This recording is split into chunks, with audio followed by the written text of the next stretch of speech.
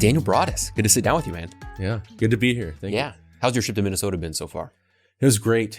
I got the red carpet rolled out for me, obviously, at the Stecker Castle. The flight out here from Chicago was great. Had my own row, both sides of the plane. Yeah, we reserved that for you. Yeah. On the line called ahead and they said we want to make sure that our guest has room to lay out. Right. No, I highly recommend, you take the offer up. Yeah. So you came up north of Minnesota and it was 98 degrees yesterday. Yeah, it's been pretty hot. It's been hot in Ohio too lately. So yeah. What do you think about that video? It came out, man, I think I was in college at the time. I don't know if you remember it. It was that one individual that basically was saying like no, I don't have know. What's that? I already know. Yeah. I hate it. What is it? Jesus is greater than religion. Yeah. He's basically saying, wait, I don't need a religion. I just need Jesus. Yeah. So what do you think about that? Well, are you pulling it up, Bennett? Yeah. Yeah.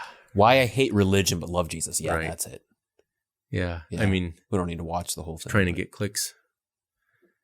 See how many views there are. 35 million views. So oof.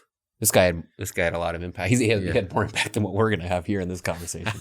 Unless it's Bennett. I don't know. Let's see what kind of magic Bennett did. You remember this video, though? Oh, yeah. Yeah. And the thing is... Jesus greater than religion. Yeah.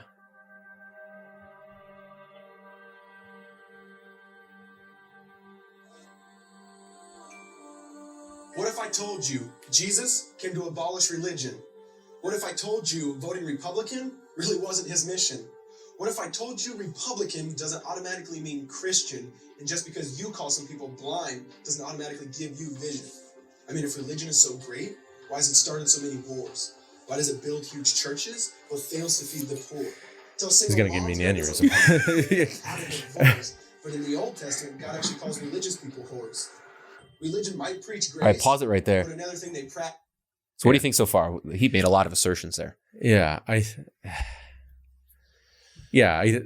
think that you can always engage in just the raw definition of what religion is.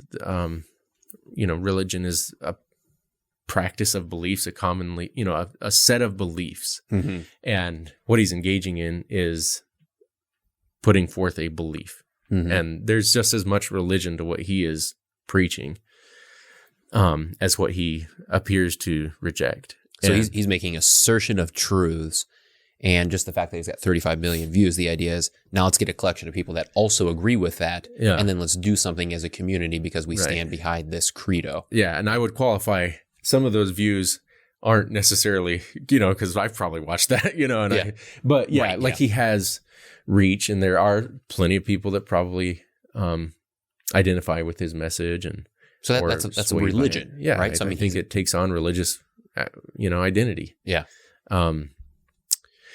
So I can't take it too seriously. I think that, but a lot of people do, and maybe a lot of the viewers right now have watched that video, and that's impacted their Christian walk. So I think it's worthwhile to say, like concretely, like Steelman, where he's coming from, and then like how would we work against that? Because I think one of the good points that you're making right now is what he's talking about here. That's certainly not Clement. That's certainly not Augustine. That's certainly not Jerome. And if someone says, well, why? So if I take Clement and I take whoever this guy is, I don't know his name. Why would I take Clement over this guy? And one of the good arguments would be, well, because Clement knew all of these people that were ordained by Peter and Paul. So he's living in this time where this Christian faith is, once again, it's not developing and getting better and it's waiting for 2010 or whenever this video came out. It's not like it's going to reach, we're finally going to get it in 2010 when this guy says whatever he says. It's in its prime to some degree. There's people that knew Jesus and people that walked with the people that walked with Jesus. And then Clement's walking and dealing with these things. There's, Irenaeus and there's some of these other guys as well. So if they are preaching something and teaching something contrary to what this guy is saying, I think right off the bat, we as Christians should be able to say, we'll take Clement over this guy, right? And we should, right? Well, and I think the point that you're making is just that if you make that kind of claim about, he says something in there about divorce, and he called religious people whores. Well, there's that. There's one that's completely out of context. Yeah. So what he's saying there, that God is almost calling religious people whores. Yeah. And whenever God, and he does use that language, he says, why are you spreading your legs to these foreign gods and all of that? He's not blaming them for doing religion, especially in the way that God himself has set up, but rather that they have stopped doing the religion that God has set up, and they're doing the religious practice of these foreign ones. So that there's one little data point. Like he's completely taking that out of context. And when the Lord does do that, and when he does accuse Israel and the ways that he does, he's not then validating that lifestyle. Right. Yeah. But he's not saying you guys are sacrificing to me in the way that I told you to sacrifice, and therefore you're whores. So that one seems certainly completely out of context. Yeah. Oh, nice. Tell single moms God doesn't love them if they've ever been divorced. Like, this is why I say it's hard to take it seriously, is because it is intellectually lazy. Mm-hmm. Intellectually lazy. All they're doing is attacking straw men. Mm-hmm.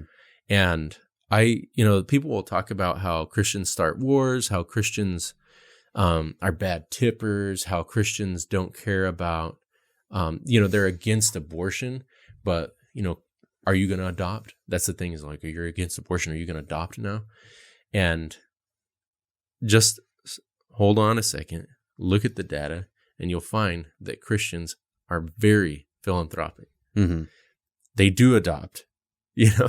Christians have done great advances in medicine and all the various ministering to the various needs of the body. Mm-hmm. Christians do a lot of, and they engage in a lot of love of their neighbor. In the bubonic plague, or a couple of these plagues, Christians went into the cities when all the wealthy people went out of the cities. Yeah. Because they went in, they said, we need to go take care of these people, even if it means I'm going to catch the disease. I mean, plug in your connection with modern day COVID and shutting down homes and, all our churches and staying at home. Yeah. But yeah, there's example after example. And are there times when they don't do that? Sure. But, for the most part, if you took the history of Christianity and the religion of Christianity and the gathering of Christians within church with pastors, all these types of things in sanctuaries and in churches, those people I would take that against any other group over history. To say there's ups and downs for sure, but overwhelmingly they've been much more philanthropic, much more have much more mercy. And here's one you'll often hear is the claim that we start a lot of wars. Like, name one war that we started. Or, give me some examples. Maybe the readily accessible one will be the 30 Years' War. Well, it's very complex.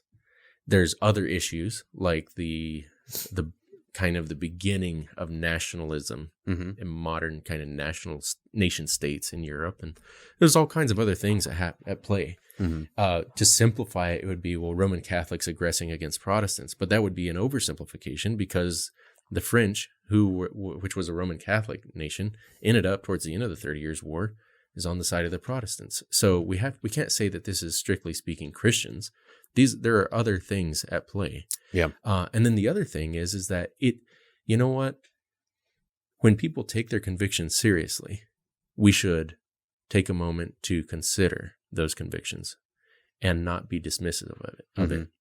And that is dismissive. Yeah. That's why, how are you going to take it seriously? Because the deck's already stacked against you. And it does remind me of St. Polycarp of Smyrna. And I think most people today would just be completely scandalized by this move. So Polycarp is he's been taken to the arena to be eaten alive. He's a disciple of John, right? Yeah. Yeah. And into the arena be eaten alive. St. Ignatius writes a letter to Polycarp as well. But in the account of his martyrdom, he stands there before the emperor, and the emperor's like, plead your case. Tell me what it is that you teach and all this stuff. And Polycarp says, Emperor, tell me a date and a time, and I will explain these things to you. And then he turns around to the masses, and he says, but to them I will not. These bloodthirsty, no. And I think a lot of Christians today would be like, hold up. Mm-hmm. You're not going to become all things to all men, that some might believe. And I think that there's something to be said for shaking the dust from your feet. I think that Polycarp is shaking the dust from his feet at that moment. The emperor also isn't seriously interested either, because if he was, he would have set a date and time to meet up with Polycarp and ask about these teachings. Mm-hmm. But he's just kind of like, never mind, whatever. So they go through with the execution. Mm-hmm. So I think that, we have to be careful not to cast our pearls before swine. Because it also says something about the pearl. Mm-hmm. So, yeah. So that's, you hear these things here and there, and we have to be willing to address them, but how do we address them, I think, will matter too. It's like, I don't have, yeah. What do you think about he said something about, it's up a little bit, Bennett. Why does it build huge churches but fails to feed the poor? And I mean, that's a miscategorization because it's not an either or. Yeah. Right. But obviously what he's getting at is saying, okay, well, the church doesn't care for the poor, but it does build big churches. That's probably one that I think resonates with more people. I've heard that in more discussions where people will say, well, we don't need nice communion ware, or why do people build nice sanctuaries? Like we should be giving that money to charities and all that kind of stuff. Mm-hmm. What do you think about that notion? Well, yeah, that's, first off, the beautiful things that we can have are available to everyone. So if we have like this beautiful chalice, it doesn't matter whether you're rich or poor, you'll be able to come and partake of the body and the blood of Christ with those vessels. Mm-hmm. And so it belongs to the poor as much as it does to the rich. And so I think that there's something there. And then also, we should say, that the scriptures repeatedly tell us not to be partial to the poor or to the rich. So there's something about who God is that both demands and conveys the sense of true and perfect order and impartial justice and righteousness. And so this idea of that somehow we have to deprive some in order to accommodate others, when taken to extremes or misappropriated, I think is just as much an injustice as what he's trying to highlight. The other thing is when people talk about donating to charities, I'm just a little bit wary sometimes of charities. Unless I know that it's a legitimate charity, I will not just donate to charities. Mm-hmm. And there's plenty of charities that take advantage of the good intentions of Christians, and how much money goes to the administration of those charities and so forth, and those nonprofits. So there's, again, it's a very complex issue, and it's really what's being hurled is just accusations and no real attempt to try to discern or understand the value of these beautiful things for all people held in common. Yeah. And also this carte blanche acceptance of donating money to charities. So they're going to handle the love of neighbor versus doing it yourself, reaching out to the people that are within your orbit that you're able to help. Yeah. It seems like there's certainly a mischaracterization of religion. So if you take the Christian religion, what does that mean? Well, it means here we've got a church that gathers. Mm-hmm. And what do? Well, we certainly welcome all people to come to that church so they can receive God's gifts, give him praise, hear the hymnody, take communion, all of these kind of things. And then it's also a community that's open to where if you want to be part of our community, you can. And there's a lot of good things. You can be part of the different events we have. You can be part of the social structure. You can grow in God's word. People are there to help you. We've got a whole care ministry, and it's mostly oriented for people who are within the church. In other words, people who have outwardly said, I want to confess the creed and I want to grow in my understanding of Christianity. I want Christian help with my struggles and the roadblocks that help me get to that healthy Christian living. So the religion itself is the community that confesses the Christian faith and then reverse engineers from that confession to all of these different aspects that it does. And this kind of tearing down of religion is like, well, I don't need that doctrine, or I don't need that creedal statement. As long as I got my God, which I'm not willing to define, or my Jesus, who I'm also not willing to define, then I'm okay. And I think really, there's the undergirth of, and I can kind of go do what I want. Right. I don't have anybody else to tell me what I'm really supposed to be doing. I can just kind of interpret the scriptures as I want. And well, that's true. Yeah. But I think we will find, if pressed, they don't even engage in the interpretation of Scripture. You're probably right, yeah. It's like, I've had this before where it's, tell me if this comes off as, the traditions of men or contrary to that old time religion. Show me, let's look at the Scriptures. Let's look at this. Let's look at John chapter 3. And what do you think was going on here?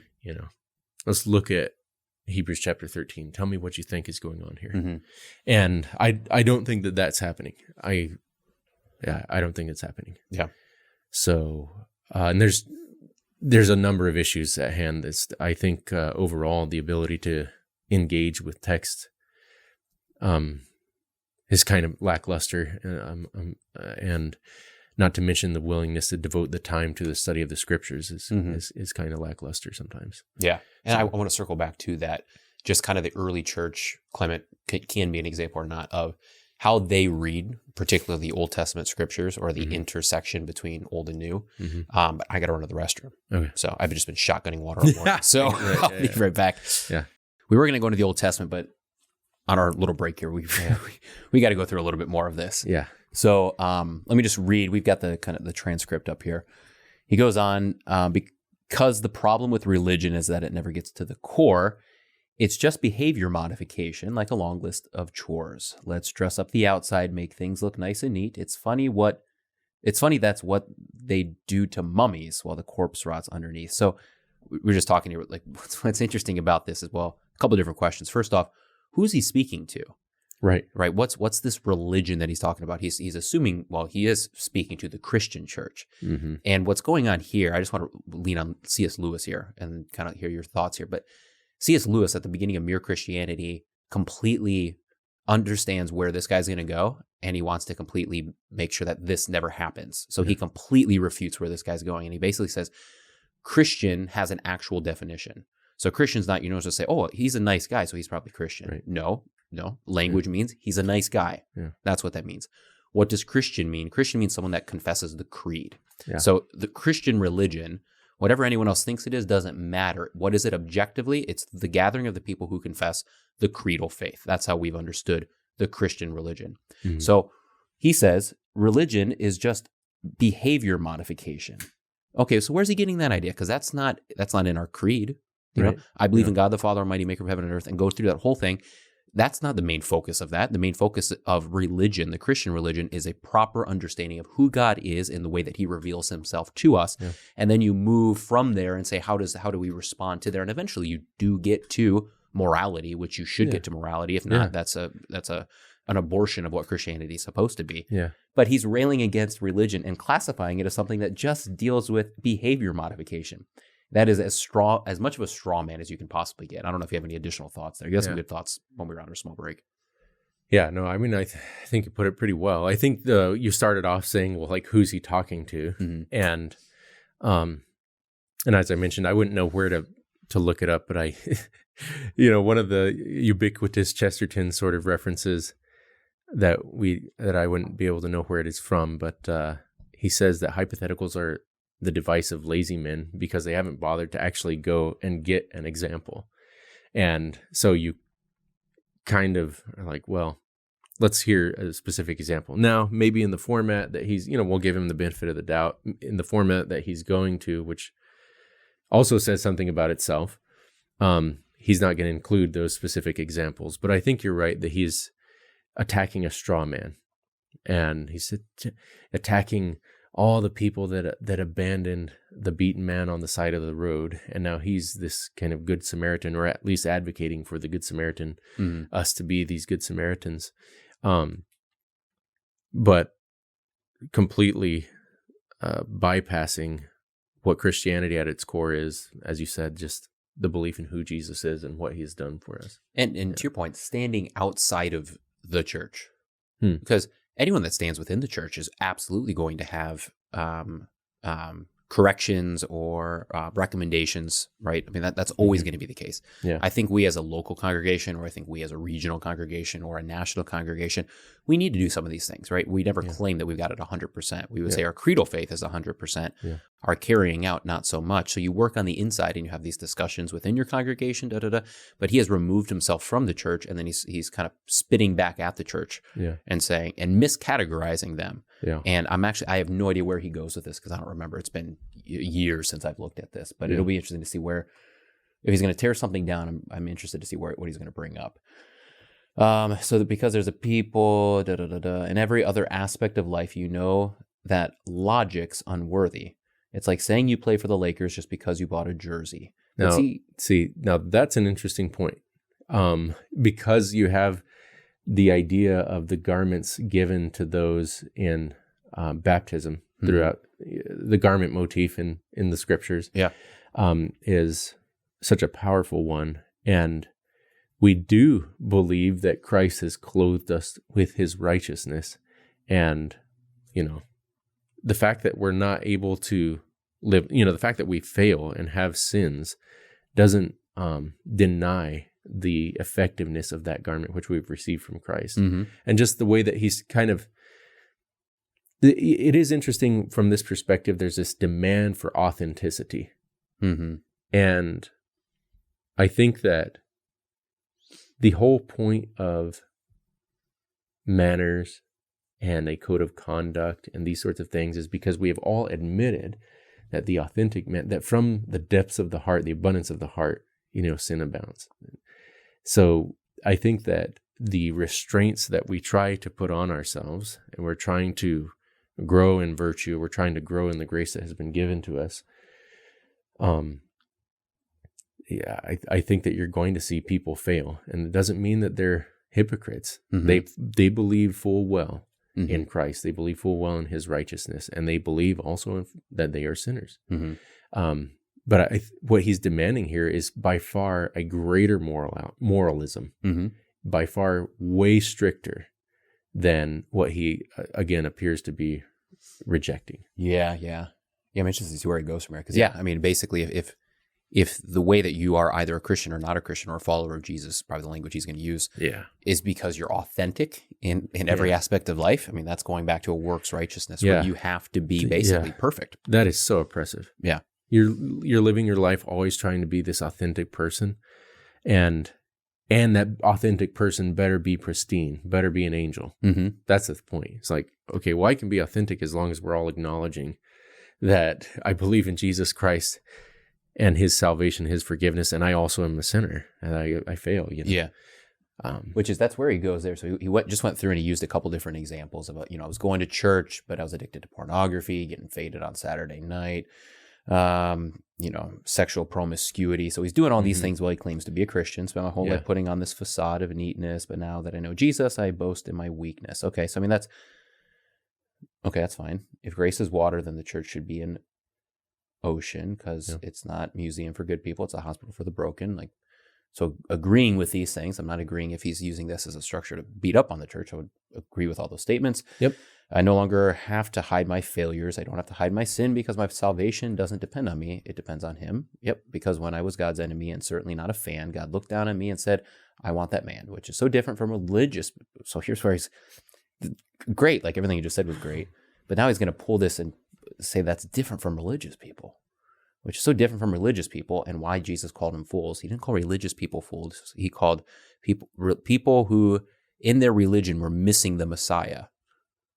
He was calling them fools. Right. No, that's a great point. And, whenever he's talking to, was it Nicodemus? And he says, what, you're a teacher of Israel and you don't know these things? Mm-hmm. So he's actually calling him out for failing to understand the religion, failing to understand the sacred text. You know?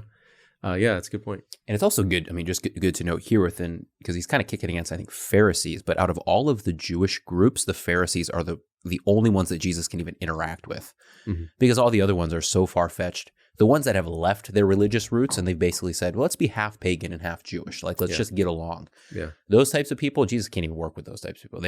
There's not even a common language. He can work with the Pharisees, and a lot of the Pharisees actually convert to Christianity. We've got Nicodemus, we've got John of Arimathea. What's his name? Okay. And Paul. Paul. Yeah. And once again, Paul's conversion was not he was a religious person and now he was a Jesus follower. He was a religious person waiting for the Messiah, and he was confessing that Jesus was not the Messiah. And now his zeal and his understanding for loyalty and fidelity to the one true God, which was there even when he was persecuting the Christians, it was wrongly aimed. Yeah. Now he understood that Jesus was the Messiah, which recalibrated everything. He didn't leave behind a religious understanding. He said, now the way that I'm a rightly religious man is by worshiping God. And how do I worship God? Well, I've got to worship his Messiah. Yeah. His son that's been sent. Yeah. And, and with that comes an added understanding of the scriptures. Yeah. Because you have the whole the scales falling from the eyes, which, and he brings that up in 2 Corinthians chapter 3 about the veil being laid over the scriptures. Even to this day, they read it through a veil. Yeah. Yeah. I think there is a sense in which coming to Christ and his enlightenment, his salvation, does so the religious understanding that Paul has is actually opened up now. But we couldn't dispute that the Lord used him and prepared him the way that he did for the work that would come. Yeah. You can't say that he just started with zero. Like he prepared Paul for that. And I think that and he was a religious man. Yeah. Okay, so then he moves to, I think he says some good stuff there, right? I mean, the whole point, it's not depending on myself, depends on who Christ is, but then he moves on, which is so different from religious people, why Jesus called them fools, not, push back there. Don't you see he's so much better than just following some rules? Once again, what Christian religion is just about following rules? Certainly not any mainstream one, certainly not the LCMS, certainly not the Greek Orthodox or the Orthodox or the Catholic or the Presbyterian Church of America. I mean, any of these kind of traditionally based mainline Christian denominations that haven't gone off the deep end from our perspective, this is not at all. That does not characterize them correctly. Now, let me clarify. I love the church. I love the Bible, and I believe in sin. But my question is, if Jesus were here today, would your church let him in? Yeah, I think so. Our church would. Remember, he was called a drunkard and a glutton by religious men. The Son of God not supported self-righteousness. Not now, not then. Now, back to the topic, one thing I think is vital to mention, how Jesus and religion are on opposite spectrums. One is the work of God and one is a man-made invention. Do you agree with that statement? Yeah, I mean, the way that he's if we're put a best construction on it, we could maybe agree with it. Now, okay, so in our tradition, you have the dogmatics of Pieper, and he'll talk about just being there two religions in the world. The religion of works and the religion of grace. So that's, one could say that's a simplification. But it's an accurate one, that in Christ there is the true religion. And when he makes this distinction here, he'll talk about how one is the cure and one is the infection. That is, one being Christ is the cure, and one being religion is the infection. And or religion says do, Jesus says done. I mean, Pieper would say, well, the religion of works, which is all other religions other than that of the Christian religion, says do. Yeah. But Jesus says done. So I see what he's doing here, and I think that if it's just a it's just kind of a misstated miscategorization or something. I think that's a good way to put it, just because, like you said, to put the best construction on, if what he's railing against is religion of works, as you said, go for it. His big problem seems to be he's not just railing against bad religion, but he's actually putting all religion into a category, including the way that Christianity has been a religion for as long as it's been. Well, and I think you're right. His biggest beef isn't so much with we'll have to ask, what is the religion that he's coming up with? or what is the alternative? Mm-hmm. And I think that the problem with the alternative is that it excludes so much of what is actually true and proper to mm-hmm. the true religion of grace. Yeah. That's a good point. So, I mean, so to finish up, for someone who's listening, the big takeaway is if you take this kind of teaching and you take it to its final conclusion and you really kind of adopt this mindset, then what you do is you go into your church, like let's say our church, and you say, well, what's religion? Well, the hymns are religious because those are kind of constructs of man. Jesus didn't write hymns. Or we say, like same thing with like the liturgy or the beautiful architecture of the church. Those are power constructs of man, or something of that sort. Yeah. So what really is great? Well, it's me and my friends studying the Bible at home. Like that's where it really is. I don't need any of this. I don't need a pastor. I don't need any of these kind of constructs. I don't need a hymnal. As long as I've got Bible and Jesus and my friends, like that's where the real church is. And we're going out and we're serving our neighbor. Yeah. And while those things are good to do, they are supposed to flow out of the life of the church. And the life of the church has been molded by very good theologians throughout the centuries. Ones that it's not like this YouTube video. These are real good theologians who have created these hymns, who have created these liturgies, who have created these kind of spiritual practices and disciplines that have been within the church. And people that come into the religion of Christianity are given these great tools to help them, and to help orient them around word and sacrament, certainly these kind of things that absolutely belong in the church. Yes. Yeah. And then if you're affected by those things and participating in those things, and you want to get together with friends and read the Bible or go out and do these kind of acts of service, good for you, but don't burn down the church in order to just put these other things, because if you do, you're actually cutting down the tree that you're sitting on, or the limb branch that you're sitting on. Two things here is, I think you're absolutely right. I would just dispute whether somebody is actually going off with their friends on a mountaintop and studying the Bible. Mm-hmm. Too often, this is just opinions built on Hollywood depictions of Christianity. We were talking the other day about symbolism in Hollywood and stuff like that, and they engage the propaganda that comes out of Hollywood. I very much want to talk about this in depth. They just the way that they will portray religious people, and their way that they'll should we move right into this? Yeah, sure. Move right into this. Okay, we're done with this. Video. Best construct. I'm sure his intentions were good. We kind of beat up on him a little bit. I'm sure he's got tough skin. Yeah. But do not take that idea and run with it. It's not a healthy idea. Yeah. Anyway. And I feel like he definitely misrepresented the true religion of Christ. Yeah. But and there's also because we kept bringing up like, who's he talking about? Mm-hmm. Well, he's talking about these characterizations and they're not just, coming out of the vacuum of his presentation on the Christian religion. He's been bombarded with this, and we're all being bombarded with this all the time. Mm-hmm. The way that Hollywood will depict Christians as being, or religious people too. But they are a little bit harder on Christians, it does seem, as being unnecessarily strict, legalistic, not willing to understand people and where they're at, lacking compassion, all of these things.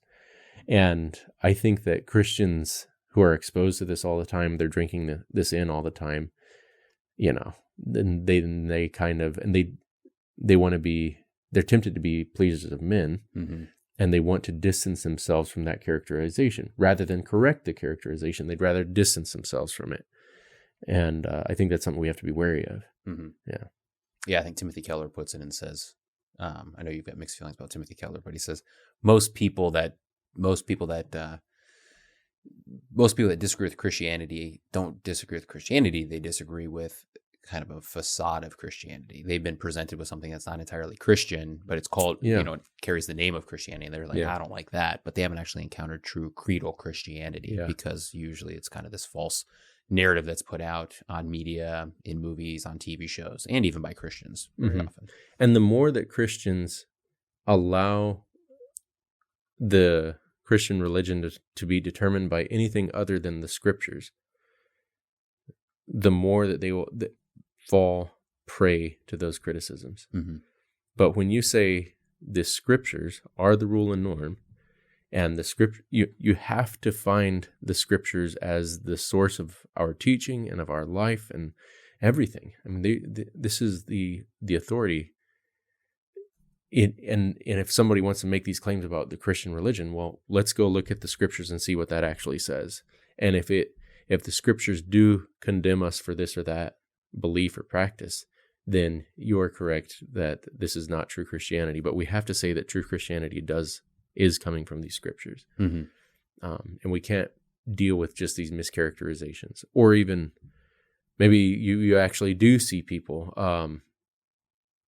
You can cite examples and that sort of thing. You can see unlovingness because, you'll hear a waitress post, you see a waitress posting on Twitter, like a picture of a receipt on Sunday after all, the church crowd comes through, and it says, I'll pray for you. That's my tip, or something like that. Yep. Then we wouldn't, that's not the Christian religion. Yeah. So you can't criticize that and then say you've just now taken down thousands of years of the Christian tradition and refuted their scriptures and all this. So, yeah. Christianity is definitely a thinking religion. If you want to refute Christianity, you can't just take a Christian who does something dumb and say, well, there you go. There's your fruits of Christianity. You have to actually look at, okay, well, what about those creedal faiths? What about that confession that the church puts forward, which, as you said, come from the scriptures? Yeah. What do you disagree with? Yeah. And go for it. Yeah. And we can have that discussion. But if you're mad because someone was in a bad mood in Home Depot and mouthed off to somebody because their kids were yelling at them all morning, and then you found out they were a Christian, and you're like, well, there you go. The church, it's just be an intellectual. Yeah. Engage these things. And if you don't want to engage these things, that's on you. Mm-hmm. But these things are serious matters, and if you want to take them seriously, that's how you have to do it. Yeah. Yeah. So I want to talk about this. We've talked about this a couple times over the weekend. Not over the weekend. Well, yeah, it is. I guess it's Monday. We talked about it last night, and we've talked about it before, but just the power of symbolism. Mm-hmm. Can you walk us through that? Yeah. Ooh, I think, to put it simply, it's going to cheapen it, but fake it till you make it. That symbols, I think a lot of times we think of symbols and illustrations as merely describing something, and not something that shapes us.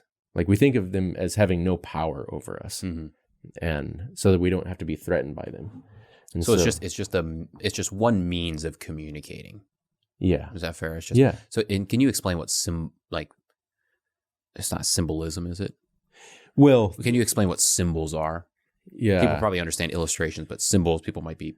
Yeah, they might not know that term. Well, I think we could say this: the American flag is like a symbol for our country, for the United States of America.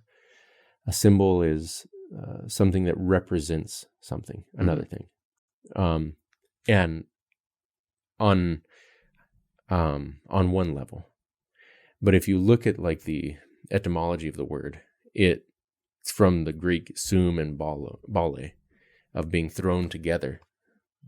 And so symbol actually isn't detached from the thing that it symbolizes.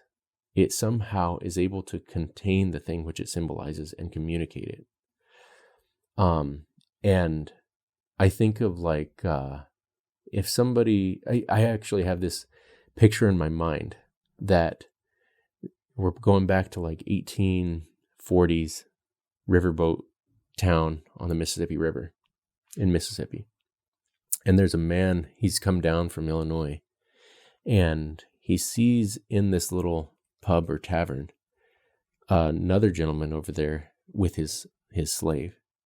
And he looks over there at them, and the slave, the man who owns this slave, catches his eye. He sees him looking over at him, and they exchange some words, and they have a little bit of an argument, and then because of the tension between the states over the issue of slavery and so forth, and then they kind of go their ways. But that was a symbol of the larger conflict that was happening in that country at that time, and leading up to the Civil War.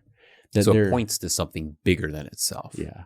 But it contains it within itself. I mean, there was an actual, there was the feelings of animosity. There were the words that were sharp. Yeah. All of those things are representative of these national movements. Yeah. Okay. And you're saying regular symbols. Yeah. They're going to have that same kind of connection, connotation, and effect. And maybe I would think want to move away from symbols into the idea of symbolic acts. Mm-hmm. So when the president goes down to the border to look at the border, or doesn't, as the case may be, mm-hmm. that's symbolic. When he goes down to the border, he's not doing anything. Mm-hmm. Like it's not like he's going down there and like building something or mm-hmm. Standing at the border and like screening. So whether he's there or not doesn't necessarily affect things, but the fact that he goes or doesn't go somehow affects things. I mean, it has an effect. It's symbolic. And that symbol brings with it the weight and the power of the presidency of the United States. Mm-hmm. And so there are these symbolic acts that we are surrounded by and the opportunity to engage in these symbolic acts all the time. And so, for example, the way that a man treats his wife or his children, he can say that he loves them, but if he doesn't engage in these activities, then does he really? Mm-hmm. And we might say, well, I really do. But again, if you're not able to engage in those activities to show love, or maybe, and this is a great example, is just how much you see people tear each other down with their words. Mm-hmm. And they'll say, oh, but we love each other. Or, that's just the way we are. But you fail to understand that those have extreme symbolic power that influence you and guide you. They fake it till they make it. So what are some ways, you spoke of some different ways that like movies and media do these kind of things, right? So they're very much teaching and impacting individuals in ways that they might not see, but the impact is still there. I think was kind of your argument. And you gave some good examples of different movies.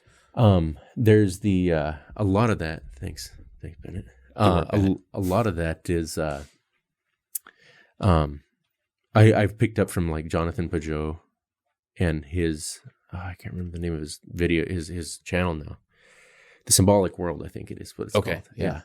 And he analyzes the feminist propaganda coming out of Hollywood. Mm-hmm. And some of the great examples that he uses is Wonder Woman, and which was, interestingly enough, a lot of people, even conservative Christians, were like lauding this as a nice break away from some of the typical Hollywood portrayals of women and this, that, and the other.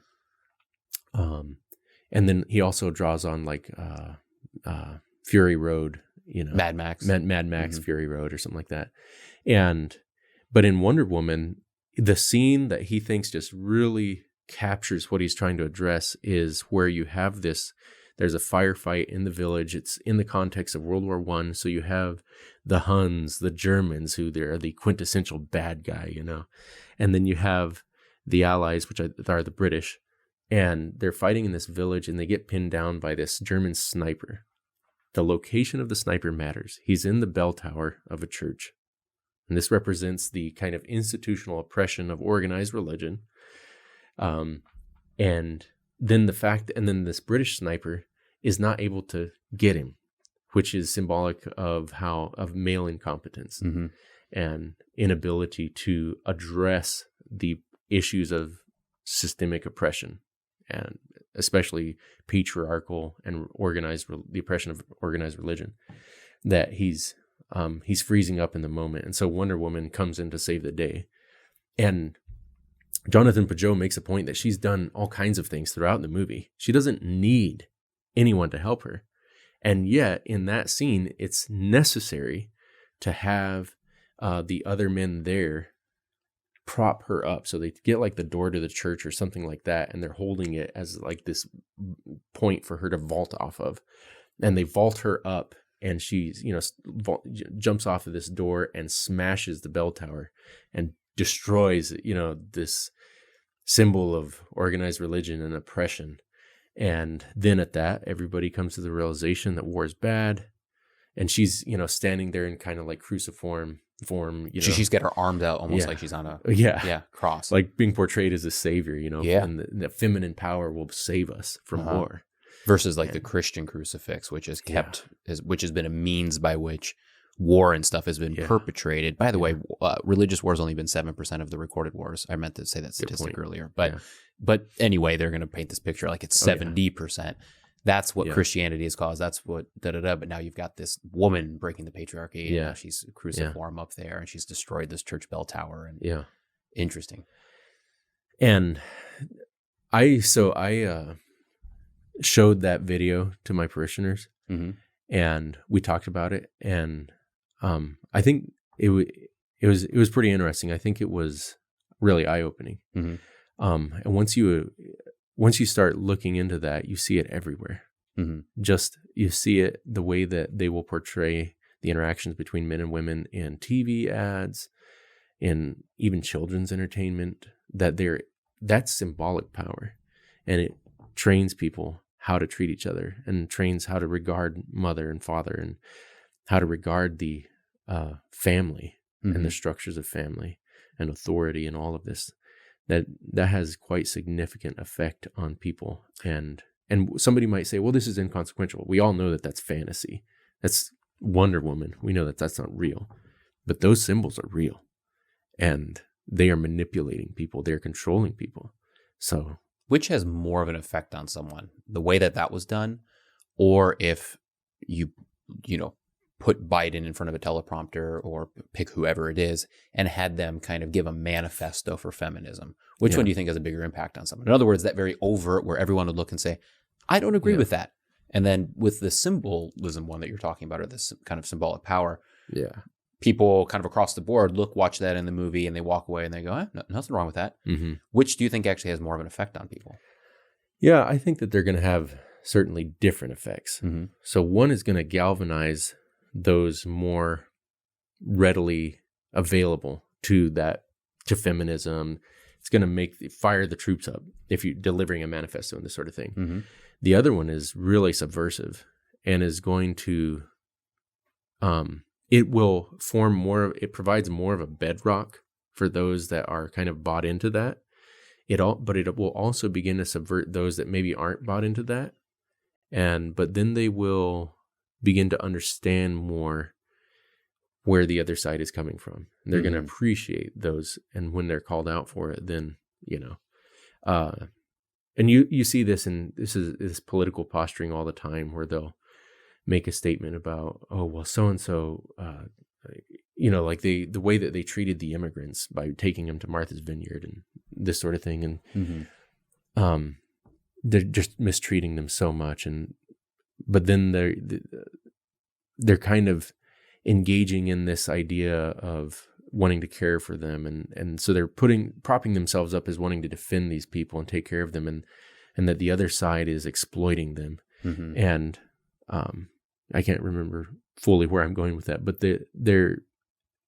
it's not like this is just one isolated event. I shouldn't say isolated, but like this one little event that they're exploiting. And then the other side is like, wow, that is pretty exploitative. And it makes them completely forget and disregard the grand exploitation that is happening at the border with children and stuff like that. I saw something the other day, and you'd have to check me on it, but the amount of children that are caged up, separated from parents, caged up or whatever, there on the border is extremely high, like 5 times higher than it was a few years ago. I think the numbers was somewhere in the range of like 5,000 previously, or maybe it was 2,000 to like double digits now.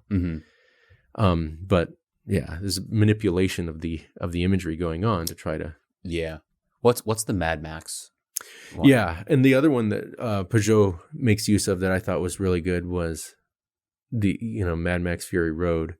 And in that one, Immortan Joe, he's the big bad guy. Everybody's living in this drought. They don't have access to water, which is the symbol of life. And human beings being made up of water. And it's a biblical symbol for life too. And it's interesting in Psalm 1 that you describe the righteous as like one who is planted by streams of living water that bears fruit in its season. So these are like universal symbols that they're playing with. And Immortan Joe has control of the water supply, and he's exploiting mothers to feed people like breast milk, like the mother of these mothers. And because he's controlling this means of production, the people are beholden to him. What happens over the course of the film, though, is that Immortan Joe, who is actually out trying to rescue his wives that have been stolen or that escaped, and now he's trying to rescue them. And so again, this depiction of the oppressive patriarchy that's exploiting the mothers, that is out to get his wives, and, you know, who don't want to be around him. Now he's out to go rescue them. He ends up dying. They overthrow Immortan Joe, and Furiosa, one of his generals who has turned against him and has tried to take his wives away from him and like to rescue them from him. Furiosa is the woman. Yeah. Okay. And well, that's the thing. Mad Max is a story about Mad Max. And yet this one, he is not the hero. He's just kind of the supporting character. Furiosa is the hero. And, you know, she's all beaten up and beleaguered once they get to the end, and he's helping her onto the platform that ascends to Immortan Joe's palace, a place of power. And then she turns and notices, and the crowds are, you know, hailing her and as their liberator, and they open up the water, and she notices that Mad Max has actually gotten off the platform, and he's like standing there in the crowd, and he salutes up to her, kind of nods to her. And it's just a symbol of how the proper place of man is to elevate the feminine power. And, you know, again, Jonathan Pajot, I think does an excellent job on this, and I would encourage people to check that out. But it does highlight, and he says, these are just some examples. You see it through all kinds of popular entertainment. And, you know, if you look at how popular, how much people have drunk of the Marvel universe, which is full of that kind of symbolic feminism and so forth. Just so much coming out of Hollywood. You realize that people are being exposed to this in very appealing ways. It primes you for a philosophical switch, right? Like all of these, it plays with your emotions so that later on it's so much easier to change your definition of truth on something. You know, I think of Modern Family as maybe a good example. I actually like that show. It's quite an entertaining show, but I also kind of know what they're doing a little bit. But they've got the gay couple that you know, they're a gay couple. They've adopted at least one kid. I think later on maybe the second, and their personalities are really great. Like they do. I mean, and of course this is fiction. These are make believe people, right? But they play it in such a way where you just kind of fall in love with their characters, with their plight, with all of this stuff. And you have to remind yourself, like, this is fiction. These aren't real people. This is a story that people have designed for a specific purpose, and they're very overt, and they're trying to normalize this as this is one way to play family. And this portrayal in the show, as attractive as it is, has nothing to do with the regular situation of what homosexuality does, especially with the adoption of children.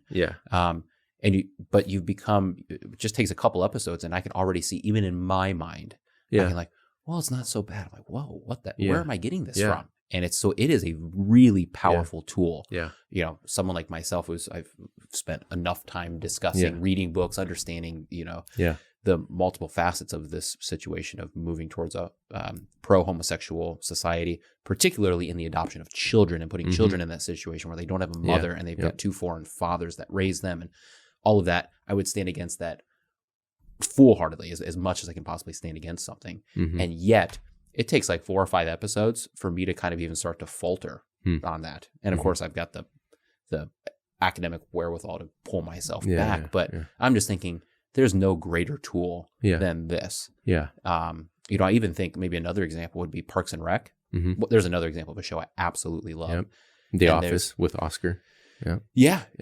And in Parks and Rec, they play out the one where like they marry 2 gay penguins or something like that. So it's a kind of it's a kind of a funny start off, but that leads into this whole debate. And what they do is they bring in this Christian woman and her obviously gay husband.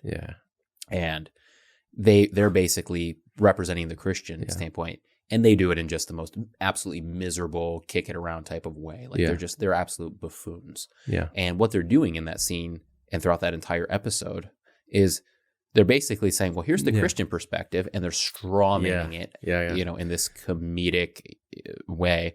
And then they're putting the very reasonable response to that from the characters that you love. Mm-hmm. And they're doing more there than any book could possibly do for it. And it's, once again, it's all a lie.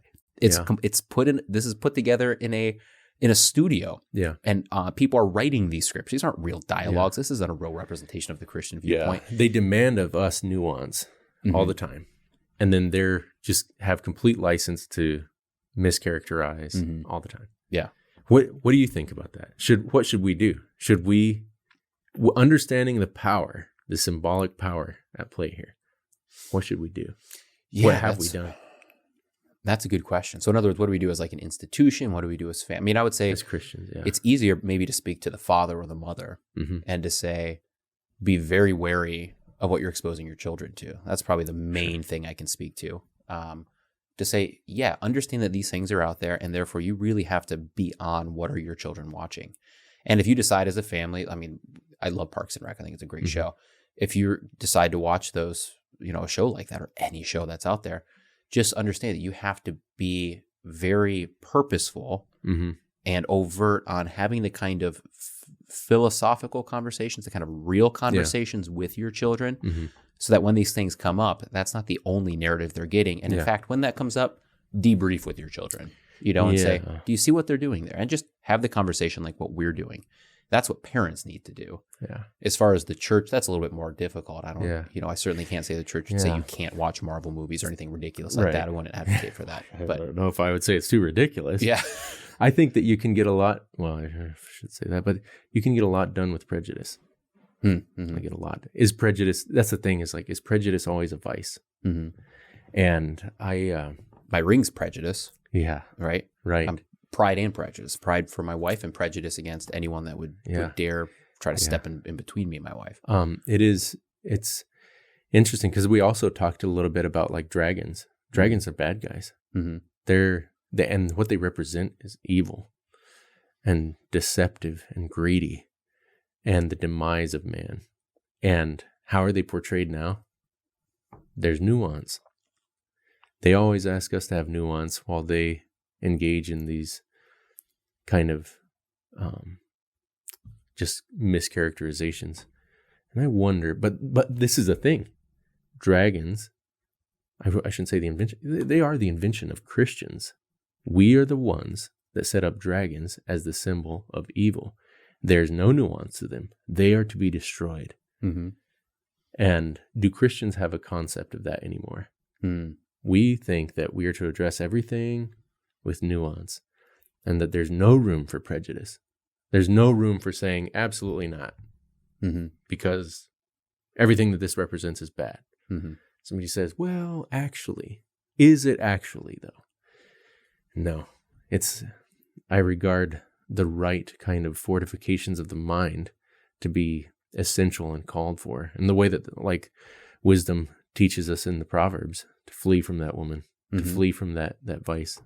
So I think that Christians are to engage in a kind of similar warfare. Yeah, I think that's, I am attracted to that in a couple different ways, but certainly one would be, I've had a couple experiences where I have to, Exodus 90, I've talked to you about that. I've talked with, Josh Arnn about that. We talk more in depth in one of these episodes, but. And we have to clarify, that is a health program, not the 90th chapter of Exodus. Yes, that's right. Yeah. Yeah. And it takes, you remove a lot of things. And it was very interesting because you remove TV and you remove elements of music. Like you can only listen to godly music that's pleasing to God or something along those lines.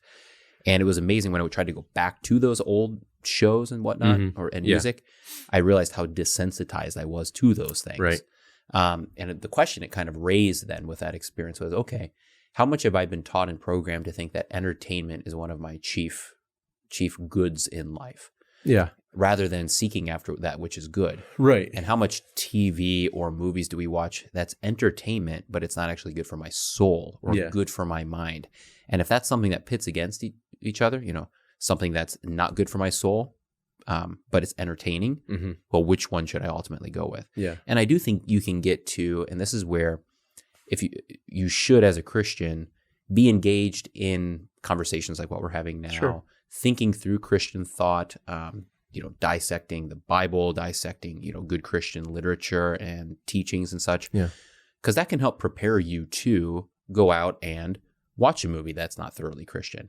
And you can actually get a lot of good out of that. We were just talking last night, actually, I want to ask you about this, but we talked about Oppenheimer, which is the movie that I chose to watch. And you had another movie, which we're going to talk about here in a minute. I took the low road. Yeah. Yeah. But you can do that as a Christian, and then you should be able to do kind of what we've done with Modern Family and whatnot, and to say, I can identify what they're doing here. I don't want to just be, hidden from their battle plan. Know thy enemy. Yeah. Right. And that's okay to do. But if that's all you do and you're not rooting yourself in the truth, they will purchase and win you. Yeah, I think you're right. And I would also add, though, that everybody's going to have some of their own limits or standards, but we still have to have something. And I have brought up before the idea of it's not my own armor of contempt. The armor of contempt. And there's some times where I see something and I know that it's so subversive. I know that they want to subvert what Christ teaches us. They want to subvert the authority of the family. They want to deceive my children. And maybe they don't have my children specifically in mind, but there's something that there's some things I hold in such contempt that I will never even give it the light of day. And that's an armor to protect you and protect your family. Armor of contempt. And somebody might, wow, that's not very open-minded. You should be willing to engage them. Like, there's some things I will not engage at all. And it's interesting that just how much people are allowed to have that, but Christians are never. And again, it's, maybe this is petty, but like Sikhs can have their ceremonial knives and their turbans, and Muslims have Ramadan and all this sort of thing. But the second that there's some kind of requirement of the Christian, not necessarily of pertaining to salvation, but we as Christians, as a group in this world, that we live in this world. We're not of this world, but we do live in it, and therefore we bear the marks of a people that live in the world. Immediately, no, you can't have that. You can't. We can't. You can't say that you have to go to church on Sunday. You could go to church on Saturday. You could go to church on Wednesday or whatever it is. But just to say there are some things that we will not abide whatsoever, and we have to gird ourselves with the armor of contempt, knowing that they're saying, but do you actually have to engage that in order to be a good Christian? And I'd say the fact that you're asking me that question indicates that you do not have my good in mind. So we're just going to end the conversation there. That's a good way to put it. Yeah. And to say that I will not abide these things, and if that means losing what you are trying to present to me as an opportunity, this is not an opportunity for me to share something with. I get exactly where this is going. This is an opportunity to subvert and to not abide it, so that when you detect that, to not abide it. Yeah. There's something with that. Sunday morning sports, which are very prevalent here, everywhere. Most places, and it's one of those. Did God really say you got to go to church on Sunday? You can be a Christian, just go play football on Sunday morning. And it's one of those. Once again, like, well, that's okay, right? And it's like just the fact that you're even asking that question once again is the beginning of a problem. Yeah. Well, and I just think to myself, do they respect you that they're asking you to forsake your religious obligations? And will they respect you more if you do say, "Oh yeah, go do that"? I don't want you you're to a mercenary. Yeah, you're not. You're somebody who's out for hire, and ultimately you're their slave. Do they respect you? I don't think they do.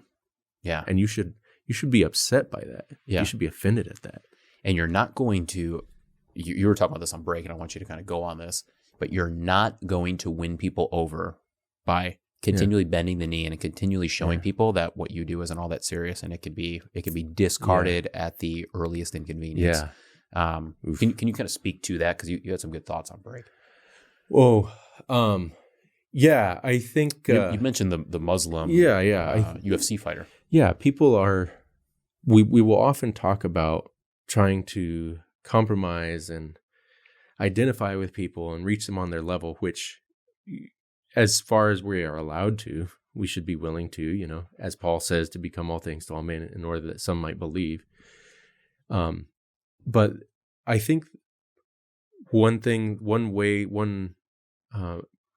of opening up the conversation is to be a people that have standards. Mm-hmm. And I mentioned Khabib Nurmagomedov, that he's this UFC fighter, kind of popular, but one thing that's popular about him that people have started to latch onto, he is a Muslim man. He's very principled, and he got flamed for not allowing ring girls at one of the competitions. He didn't want anything to do with it because of it's exploitative, it's temptation, whatever his rationale was. But I can think of plenty of reasons that he might have been drawing on. Yeah. And there are people out there that they're saying, you Christians need to be accommodating and reach people where they're at, and go to the, have church and bar and have, like all these things. You have to be accommodating.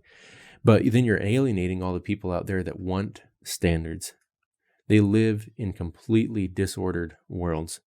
And we have the opportunity to present to them order and morality, and obviously gospel, the saving law, the saving way of Christ, the gospel of Christ, which includes obviously his law and his gospel. But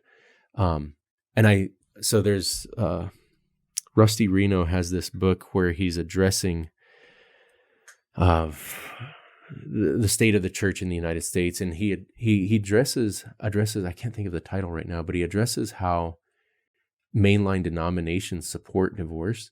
Mm-hmm.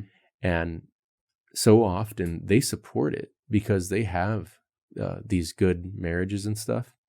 And the people that are most affected by divorce, and they're wealthy and all these things, the people that are most affected by divorce are the poor. Mm-hmm.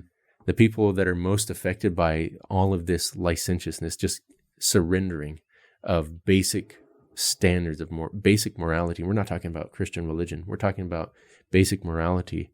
The people that suffer the most are poor people, are underclass people.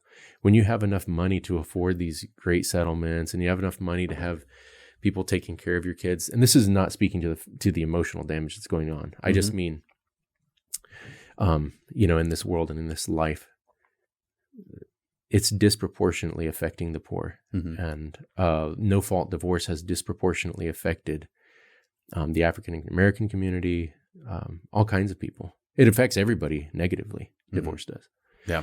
But it is interesting to see how people think that they're actually being gracious. And you even heard it in the video where he kind of talks about, he disparages that morality, the morality surrounding divorce and marriage. He disparages that as being uptight and judgmental and these sorts of things. Well, there's some people out there that might actually want someone to say fathers need to fulfill their obligations, mm-hmm. and mothers need to respect their fathers. The amount of people that are, I think that they're unspoken in a lot of times, but I think that a lot of people resent the undermining of their fathers by the culture. Mm-hmm. And there's just as much, it's a two-way street. People don't like when fathers are abusive of their wives and of their mother. They also don't like when mother undermines father. Mm-hmm. And I think that Christians have an opportunity to say, the Lord, like, marriage is sacred, and it is supposed to be ordered, and God stands for order. And all the people who are living in disorder and they just want something, some kind of order in their lives, they are being neglected when we neglect our opportunity to share that order with the world. Mm-hmm. That's kind of what I was speaking to, and people are latching on to that with. And they do desire that. They desire that more than people willing to compromise. Yeah. I mean, I remember I was talking to you 2 years ago or so, and you were talking about the compromising nature of not the LCMS, but some of these churches where they kind of try to appeal to people who have no interest in Christianity. Yeah. And so they kind of follow their standard of morals, all of these things. They become deserters of the Christian faith while they do this. Yeah. And the other groups, they don't give they don't give two cares Yeah. about that. They say, thank you, we're glad you did that, but we're still not interested. They don't win anybody over in the process, and the numbers show that. And that's where, what are the two fastest growing, and it's not even close, religions in America? It's Islam and it's Mormonism. Mm-hmm. Now, if you want to talk about two religions that are very structured and have high demands of their people, just from an evangelical, very practical, like if you're trying to grow your church, and I don't want to disconnect that from, you should be, standing for the truth of the faith. Yeah. But you should be going in the exact opposite direction that they're going. They're abandoning the faith, and they're doing it in the one strategical move that's actually proven not to help. Mm-hmm. So once again, back to your point, you've got people that are looking for some answers, some structure, some reasons not to go down a licentious lifestyle or a broken lifestyle, or all of these things that lead to to damage. And the Christian church has just that age-old truth and that age-old confession that actually gives yes, this is actually how we believe that things are. And we're, there are rules and there's structure and there's order and all of this. And they're looking for that. And it's basically, the ball's been handed to us. We're on the 2-yard line, and we just keep throwing it away. Yeah. It's like, just stick with the faith. Just give that to people. And that's what people actually want. They don't want to see how much you can bend over backwards or how much you can, and they can take it or leave it. Yeah. And obviously, and even if they don't take it now, that doesn't mean they're not going to take it in 10 years. I knew a man once talking about how there was a woman, her husband was cheating on her, and so they ended up getting a divorce, and the kid had to watch all of this, and it was a really messy situation, and the church came alongside that woman, and they supported her, and supported her when she ended up getting remarried. And this is we're getting into this really sticky situation.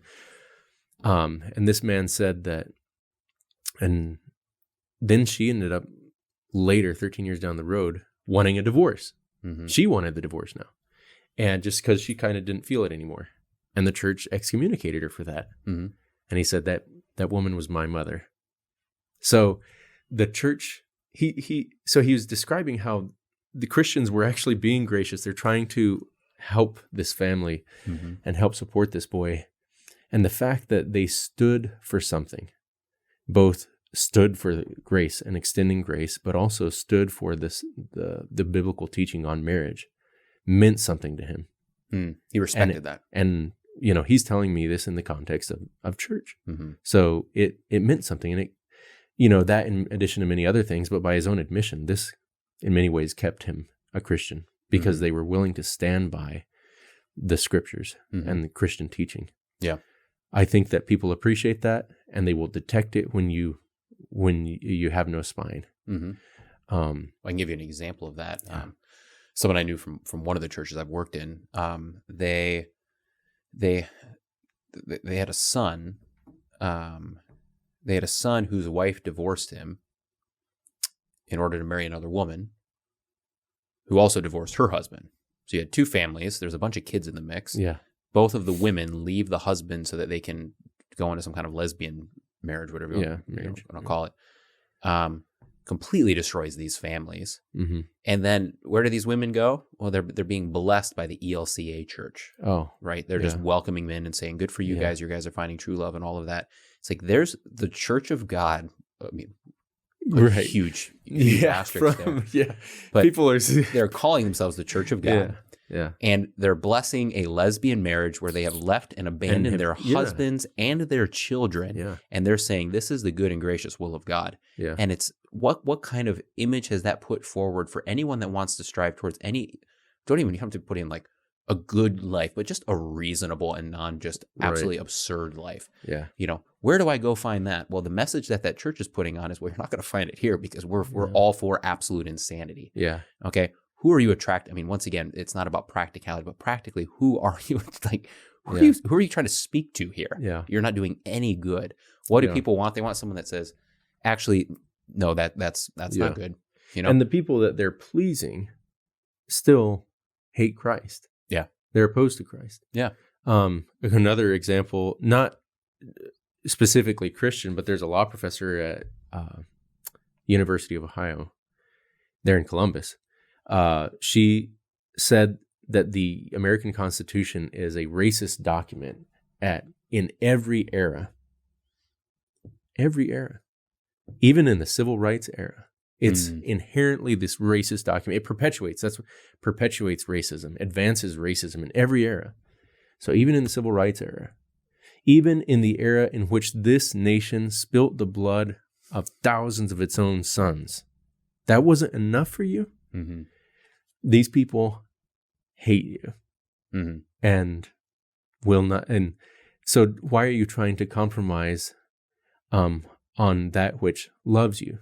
Drawing it back to Christ, whenever the world wants us to compromise on the doctrines of Christ, on his scriptures, they want you to compromise these things. And they don't ask you to compromise because they love you and they would love you if you compromised. They ask you to compromise because they hate Christ. Mm-hmm. They hate you. And why would you compromise the gift which has been given to you by the one who loves you? Yeah, that's why the Lord speaks so strongly about the idolatry, the adultery. It's always categorized as adulterous when Israel departs from him who has given his word of love. He's sealed him. He's called him as his own. And then they forfeit this in order to be like the nations. Yeah. What the church needs now overwhelmingly is who's the UFC boxer or the UFC? Khabib Nurmagomedov. Yeah. No, he's an Islam or Muslim. Well, we need him to convert to Christianity. Yeah. But we need Christians that have that same kind of gumption about them and that same type of fortitude. Yeah. Because if you want, because a lot of people that are watching, so I'd love to be like an evangelist. I'd love to help people into Christianity. Yeah. Well, quit trying to overthink it. Quit trying to do a bunch of stuff or like bend over backwards or like, be two-sided on issues and just speak with full strength and fortitude and conviction on the things that you're supposed to speak with conviction on. People are attracted to that. Yeah. People say, well, that person's got words, but they actually believe what they're saying. Yeah. And that will attract more people than any kind of fancy words or, ability to go into some kind of, party or something where like there's a bunch of people that are not Christians and you can kind of like sweet talk them. And then maybe they go, oh, this guy's normal, Right. Quit that out. Yeah. Just stand for what you believe in and believe in what you stand for. Yeah. And you do that and that will absolutely attract people. Yeah. And to also, and you don't have to do it with malice, Yeah. It's just, this is uncompromised. We can't hand this over, and I would have nothing to offer you if we compromise on this. Mm-hmm. But I will tell you, the true gospel of Christ, the forgiveness in him, and the order that comes from the great Father of lights, from whom all good things come. Mm-hmm. And so, that's what it is. But there's no malice, but we cannot compromise on these things. Yeah. And I think that is very threatening to weak men, to weak people. And we have to understand that, but, and so we want to be able to be accessible, but there can be no compromise. Mm-hmm. We've lost too much in that sense. Yeah. Yeah. Yeah. You know what else might help? What's that? The Ballad of the White Horse. I agree. By G.K. Chesterton. Yeah. Should we go there? Yeah. Okay. We're going to have to pull it up at some point, by the way. What's, but if where should we pull it up? Yeah. Google Chesterton Ballad of the White Horse, Gutenberg. It's on Project Gutenberg, so you can read it all there for free. Gutenb, other stuff. ENB, yeah. Yeah. You can just kind of look that up. So what is Ballad of the White Horse, and why is it? Right. So the Ballad of the White Horse is one of the, as far as I know now, it is the last major English ballad written in the English language. And, by G.K. Chesterton, of course. And it is, whenever I was in undergrad, it was billed to me as a response to nihilism. So I thought, oh yeah, I'll check it out. And maybe that was putting it simply, but I do think that one of the criticisms leveled against Chesterton after Heretics was that he was only ever attacking something and never provided a positive view of his position, which is what he tries to pick up in Orthodoxy. Right. And in my opinion, the Ballad of the White Horse is one of the best positive expressions of what Chesterton stands for. And it's set in England in the 9th century. And it is built upon the historical events of the war between the Vikings or the Danes and the Anglo-Saxons, between Alfred, King of Wessex, and Guthrum, the King of the Danes. And it's going to be epic, right? Already. Alfred and the Saxons, that's a Christian nation, right? The Anglo-Saxons, yes. And then Guthrum and the Danes, that's a non-Christian, Guthrum, pagan, yes, Viking. and Guthrum was the leader. Get this, the Great Heathen Army is what they called it. The Great Heathen. So they were necessarily inherently opposed. Yeah, right there. Yep, perfect. And go ahead and scroll down, and you'll be able to see the table of contents. This is just his notes right there. Okay, so is there anything else we should know about this? Yeah. So just a little bit of intro. The kingdom of the Danes controlled the kingdom of East Anglia, and they had settled there, and they would constantly raid into Wessex. And Guthrum, leading his heathen army, they would go into Wessex and they would take prisoners, they would raid, they would destroy things, and then Alfred would have to pay him off to stop invading, to stop this. And then Guthrum would break the treaty. And this happened, I think, 2 or 3 times. And the Christians had been defeated by Guthrum. Like, they could not stand up against him. That's why they're paying him off. You can't, if you're not able to just evict them, then you're going to have to pay him off. If they could have kicked him out, they wouldn't have had to pay them off. So Guthrum knows this, and he's taking advantage of this. The last great battle before the Ballad of the White Horse, and the battle that it's centering on, is the Battle of Ethandune, or now Eddington. But the last battle that they had fought, they had whooped the Saxons so well that Alfred had now taken his force, and they were hiding in the swamps there in Wessex. And so that's kind of the setting. Now, as the Ballad of the White Horse unfolds, now we are walking kind of in the middle of the story with Alfred, and he has seen the symbol that is, and he's been visited by the lady to instructing him, now is the time to fight, and the Lord will grant you victory. So but he's had so many defeats that it's kind of like, well, is it the time to fight? And one of the first scenes that I want to share is the night before this battle. They're getting ready for the Battle of Ethandune. Alfred goes to scout the land a little bit, and he's up on this hill, and he's got this campfire, and the Danes can see his campfire from below, and they think, oh, well, there's this Saxon peasant up there, and we'll go up there and share his fire with him and mock him for what we're about to do to them. And they sit down, and Alfred has this lyre, and they take turns passing it around the camp, around the campfire, singing about their glories, their triumphs, how they destroy the Christians, how they're, rabbits and monks, and they're resigned to they're kicked out into the cold, and they'll brag about how they have these great mead halls and victory, and no spear can destroy them. All spears split on them. They're impervious to others trying to take them down. Guthrum, his story is a little bit different. His ballad, or his song, is a little bit different because Guthrum's at this campfire too. Yes, the other king. It's okay. Guthrum and some of the other warlords there with him. But Guthrum is not so full of himself. He is become nihilistic now because he begins to believe that there's nothing left in this world, and he talks about how the glory in this life is kind of the only thing, but even that's is nothing. And he's just kind of become nihilistic. But so what Chesterton is kind of doing there is presenting all these different worldviews. And I think it kind of compares with Plato's Republic, how he's having these conversations with all these different perspectives. Might makes right, and so forth.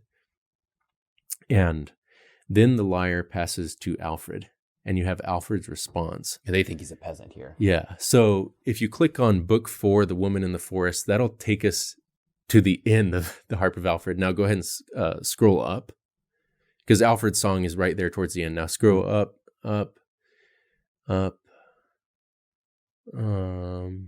Let's stop right there.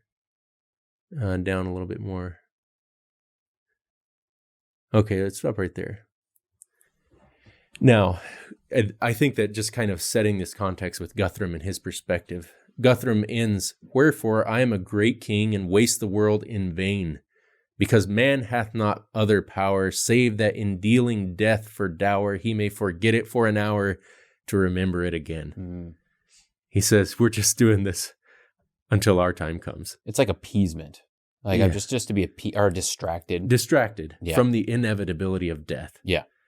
So this is kind of, the young man is full of himself, might makes right, there's glory, there's all this, but the old man, Guthrum now, he's been through it all, and he knows that at the end of the day, he's still just going to die. There's no purpose. Mm-hmm. No amount of mead, no amount of women, no amount of money, no amount of power, no amount of military victory is giving him any more meaning to his life. Yes. So he is empty. Mm-hmm. And what's interesting is that is a heathen position. And as Christians, we're not to subscribe to this. We're not losing. The word of God prevails forever. That's why we shouldn't compromise it on it, right? That we're going to win. We are winning because the word of God is proclaimed and the kingdom of God is extended through that proclamation of his word. And it is interesting, Pilate, whenever he's talking to Jesus, he says, "What is truth?" Mm-hmm. So he's kind of, in many ways, in the same position as Guthrum. Mm-hmm. What is truth? And when Jesus is talking about his kingdom, it's not advanced. He says, if my kingdom was of this world, my people would fight. Mm-hmm. But it's not of this world. It is proclaimed, it is advanced through the truth. Mm-hmm. So when we preach the word of God, we're advancing truth. And we're not given to this hopelessness of Guthrum. Mm-hmm. I think, so there's something about that. Now, but what does that look like? Because it seems like we're being beat on all fronts, like it seemed for Alfred. Mm-hmm. And slowly his hands thoughtfully fell from the lifted lyre, and the owls moaned from the mighty trees, till Alfred caught it to his knees and smote it as in ire. He heaved the head of the harp on high and swept the framework bared, and his stroke had all the rattle and spark of horses flying hard.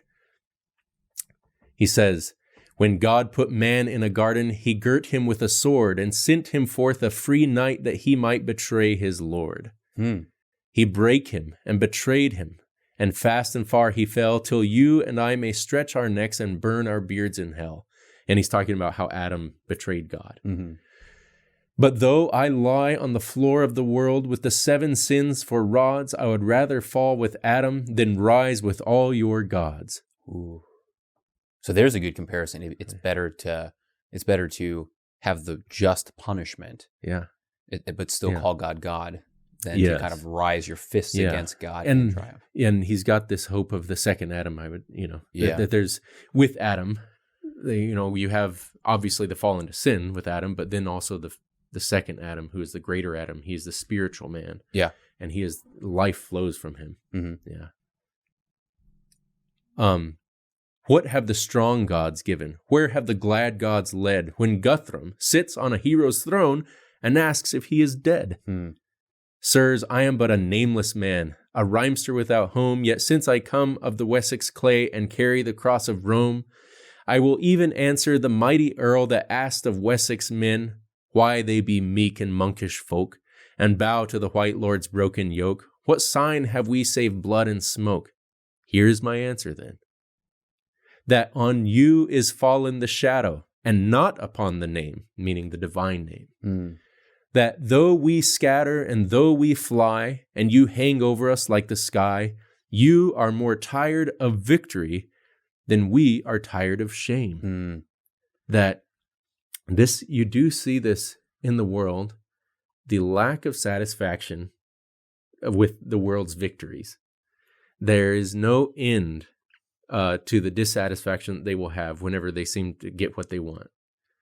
So the martyr is more fulfilled than the Roman guard that strikes the sword. Yeah. And I mean, and you just see this, like people are not content. Augustine speaks, my heart is restless until it rests in you. Mm-hmm. And we know, as a matter of fact, that no matter what face the world puts on, if not in Christ, there is no satisfaction. So they grow tired of this. And evidence of the fact of that is that they move on, and that sin compounds itself to move on to sin, to sin, to sin. So it's this kind of a hopeless, in many ways, if that's all that they have, it's this hopeless tiring of these perceived worldly victory. Mm-hmm. So you're more tired of victory than we are tired of shame. And I kind of think of like Paul, who says that he glories in his weakness, because it means that Christ is strong. Yeah. And Christ is the one that has saved him, and is his pride now. Mm-hmm. Yeah. Well, I think it's in, maybe it's the Everlasting Man. It could be Orthodoxy, but where Chesterton talks about, he just kind of talks about those pesky Christians, because it's like every time it feels like the world has like squashed them down, like they end up rising up with like bigger fury. And it's one of these, like, it's so frustrating from the world's perspective that wants to squash down Christianity, but the more they try to squash, the more it actually grows. Yeah. What is it? There's like, it's almost like I don't know. He's got a great quote I can't think of, but it's something like a house that grows in stature as it falls. And he puts it a little bit better, but it's something along those lines. Yeah. It reminds, so another thing related to the whole speech really of Alfred here is, it reminds me also of Saint Lawrence of Rome, and how the emperor heard that the church possessed great wealth. And so he summons Lawrence and says, I hear the church possesses great wealth. You need to produce the treasures of the church. You have 3 days. Mm-hmm. And so Lawrence shows up with all these poor and hungry and tired masses of Rome. And he says, behold the treasures of the church. And they killed him for it. Mm-hmm. But it's true that there's the shame of the world, the foolishness of the world has confounded the wise. Yeah. And those that have. That though you hunt the Christian man like a hare on the hillside, the hare still has more heart to run than you have heart to ride. That though all lances split on you, all swords be heaved in vain, we have more lust again to lose than you to win again. And I think that there's something really there, that the world always wants you, and it's tempting young men especially, to satisfy the desires of the flesh. That's all the time. Mm-hmm. Pursue lust, pursue your desires, and both to men and women. That's the mantra of the world. And as we've already noted, that is unsatisfying. But we have more lust again to lose. Like, we can deny these things and put aside the dark deeds of our former selves and gain power, the power of Christ. Yeah. And now, like, I can take pride in the denial of these things through Christ who strengthens me. And there's no pride to be had in gaining these things over and over again. Mm-hmm.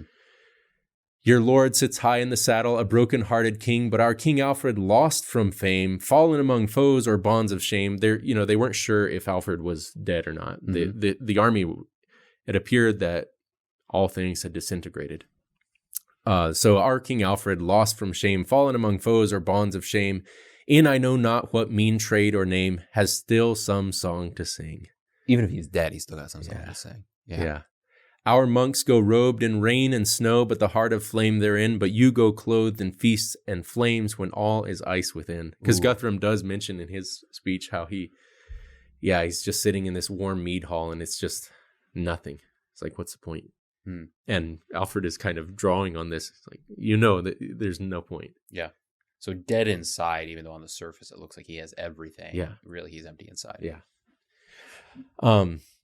Nor shall all iron dooms make dumb men wondering ceasely, if it be not better to fast for joy than feast for misery. And there you can see the joy in the deprivation, joy in the denial of self. Mm-hmm. And this is the joy that comes to us through Christ, who, he's denied himself, and then he was greatly exalted. Nor monkish order only slides down as field to fen. All things achieved and chosen pass, as white horse fades in the grass, no work of Christian men. Ere the sad gods that made your gods saw their sad sunrise pass, The white horse of the white horse veil that you have left to darken and fail was cut out of the grass. Real quick on this point here, he talks about ere the sad gods that made your gods saw their sad sunrise pass. I believe that this is a reference to the background of the Prose Edda. The Prose Edda is the earliest recorded writings that we have on the Norse mythology. So Thor, on all of these, Odin, all of that is preserved for us in writing. The earliest is the Prose Edda. And I believe that was the 13th century. But in the Prose Edda, it talks about the creation of the world and the god Odin, the god Thor, and all these people. These are Aesir. They are not the gods that created the world. So they were created by other gods. And they usurped which were destroyed. Mm-hmm. Not necessarily usurped by them. They were just destroyed. Yeah, I'm a little bit foggy on it, but like even the world was created out of the rotting brain of a dead giant, and these sorts of things. So there's a kind of veiled criticism. I shouldn't say veiled criticism, but this acknowledgement that their gods are not God in the same way that we know God, because our God is outside of space, time, and matter. But their gods are subject to these things. They were created. And the whole point within Christianity is that God is uncreated. The Son is begotten, not created.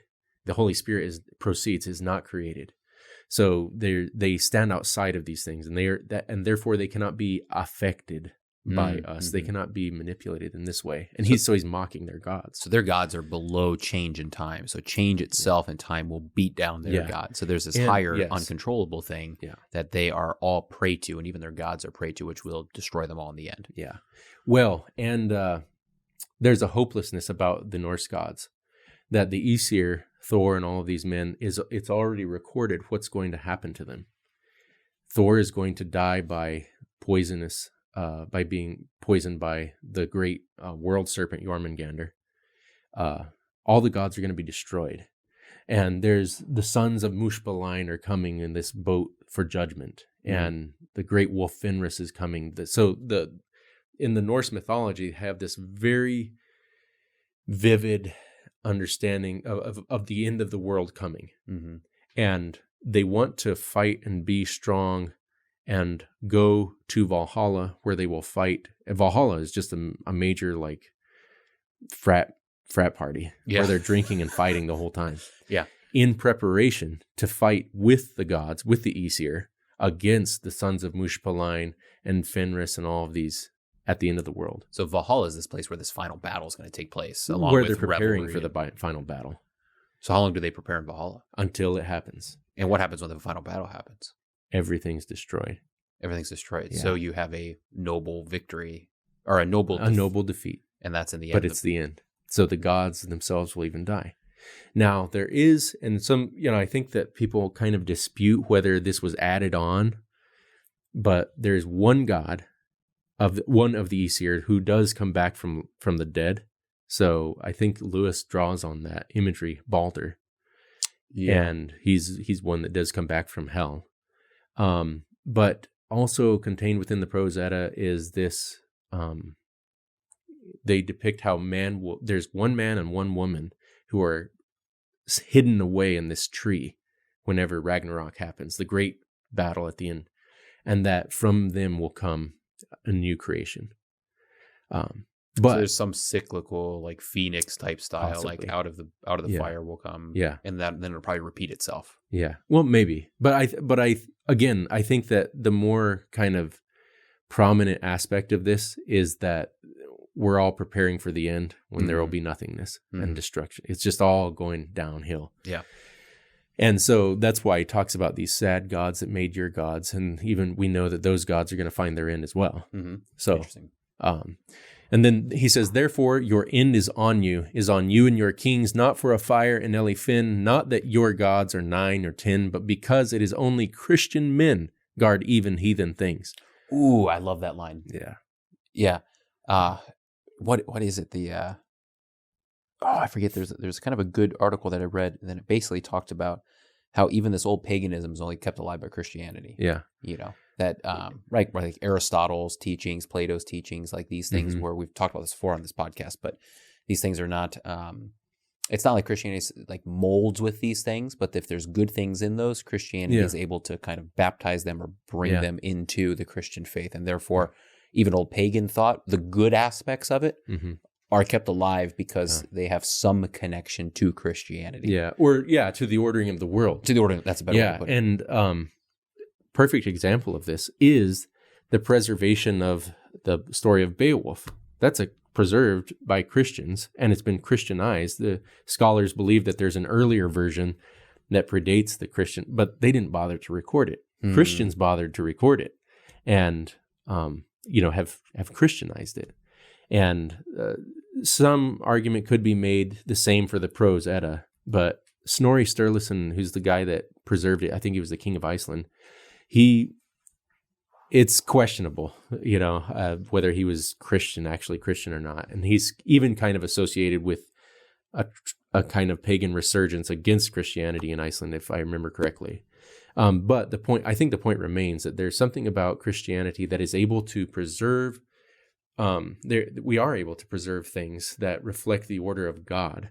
And you think even about St. Boniface and how he evangelized the Germans, that he goes up there, he chops down Thor's tree, and they're like, yeah, Thor's going to strike you down. And then he says to turn to the fir tree. If they need a tree, to turn to the fir tree, because it's an evergreen representative of the resurrection of eternal life. And it points up to heaven. And he makes the Christmas wreath because it's also evergreen, and the circle is a symbol of eternal life. So St. Boniface kind of is another example, I think, of how Christian men preserve even heathen things. He Christianizes these things. Yeah. And that's the background for the Christmas tree? Yeah, the Christmas tree, the Advent wreath. Yeah. Yeah, stuff like that. For our God hath blessed creation, calling it good. I know what spirit with whom you blindly ban hath blessed destruction with his hand. Yet by God's death the stars shall stand and the small apples grow. And I think of, there's this kind of popular quote from Luther where it's like, what would you do if you knew the world was going to end tomorrow? And he says, plant an apple tree or plant a tree or something like that. Just this a kind of contentment with the created world, knowing that it's been created by God and he has created all things good, both when he comes again. We want to be about his work when he comes again. It's just I think it really resonates here with what he's talking about. Yet by God's death, the stars shall stand. Yeah. And the small apples grow. By the death of Christ, the world goes on, and he will redeem it. So that I love that passage, because when people feel discouraged and they feel taken down, it's like, are we winning? They're worried, and it seems like everything's turned against them, and the world is turned against them, and you're always losing. And this is a theme you probably pick up, in the Lord of the Rings, like Sam's speech. Oh yeah, yeah. The it would take us to Can you look up Sam's speech? That's beautiful, right? Because that's when. Well, we'll just have him pick it up here. So the background here, right, is Frodo's despairing a little bit. Okay. 2 towers. I think it's at the 2 towers. Frodo's despairing a little bit, and Sam gives this wonderful speech. And Sam might be. He was never my favorite character, but he's becoming more and more. I think he was certainly Tolkien's favorite character. He ends up raising Sam up as kind of the greatest of all the heroes, really.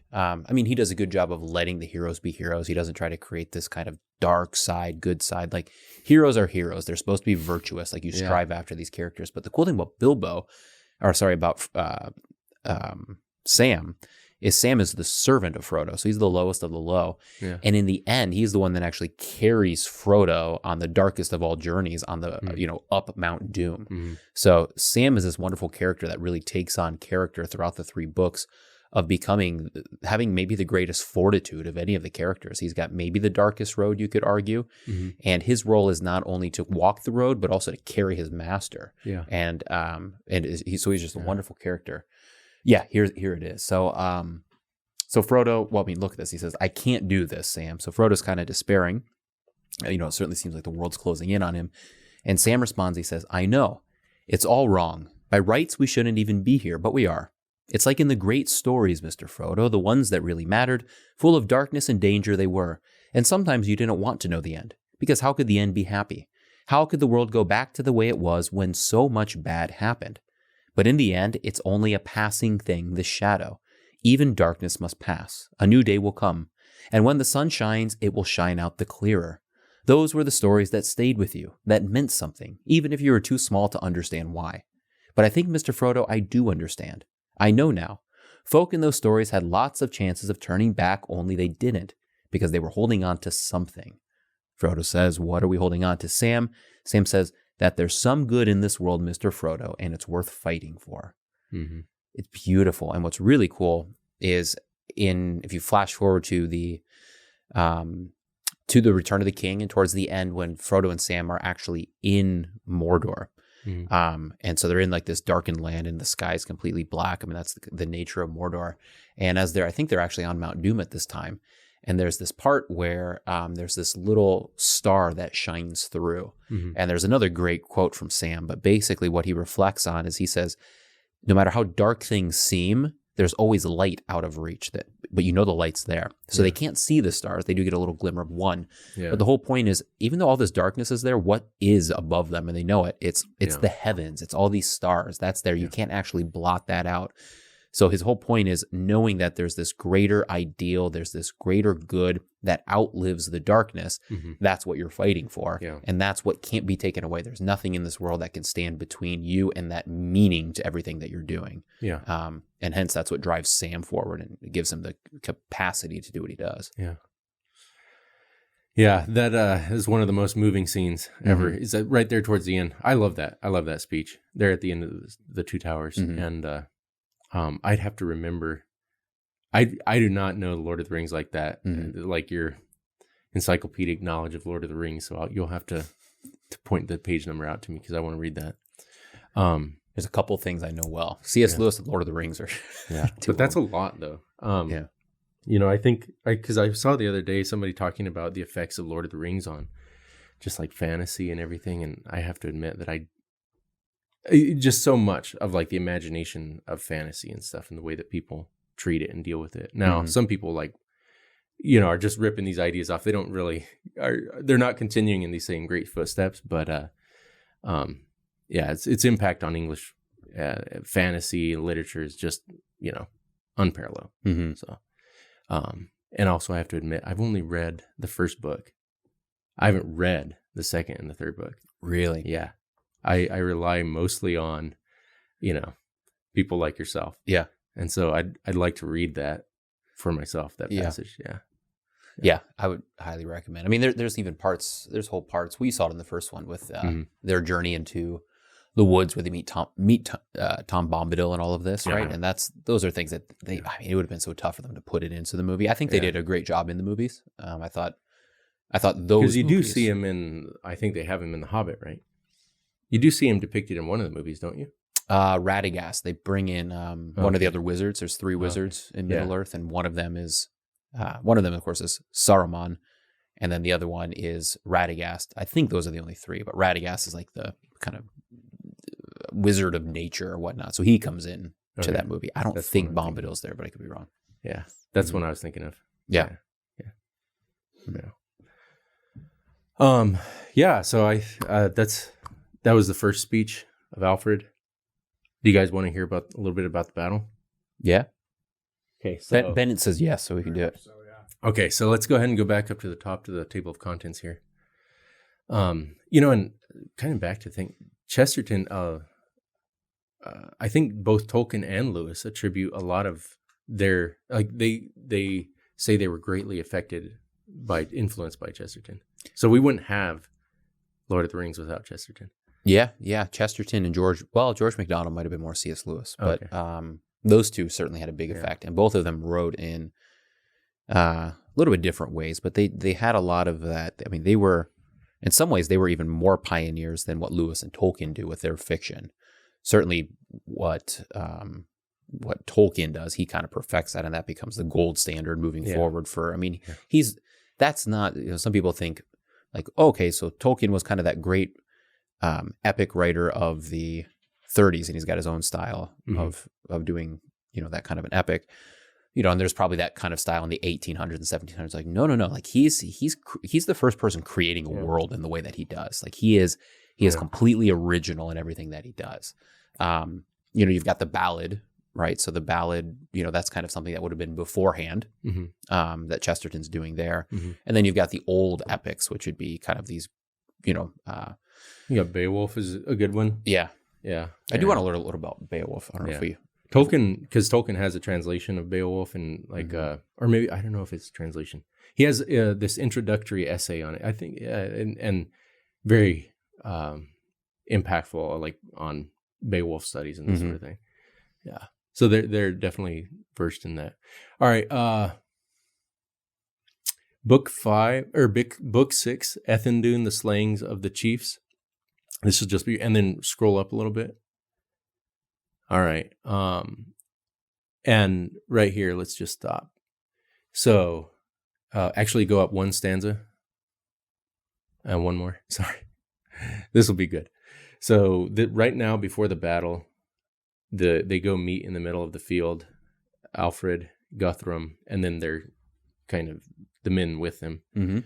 And then some trash talk happens.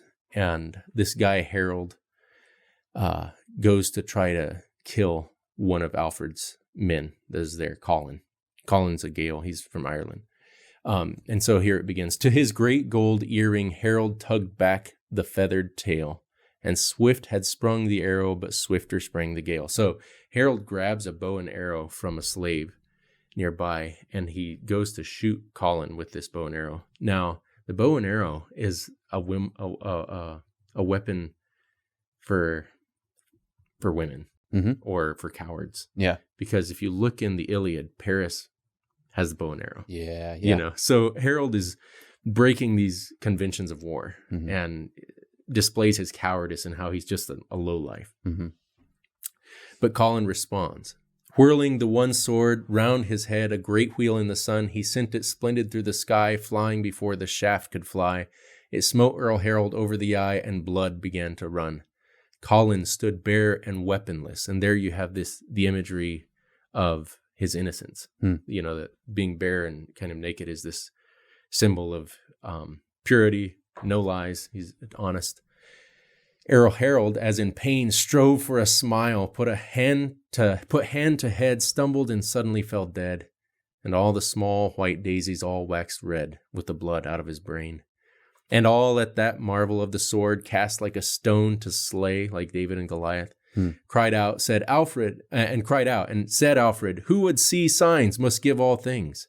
Verily, man shall not taste of victory till he throws his sword away. Then Alfred, Prince of England, and all the Christian earls unhooked their swords and held them up, each offered to Colin like a cup of chrysolite and pearls. And the king said, Do thou take my sword, who have done this deed of fire. For this is the manner of Christian men, whether of steel or priestly pen, that they cast their hearts out of their kin to get their heart's desire.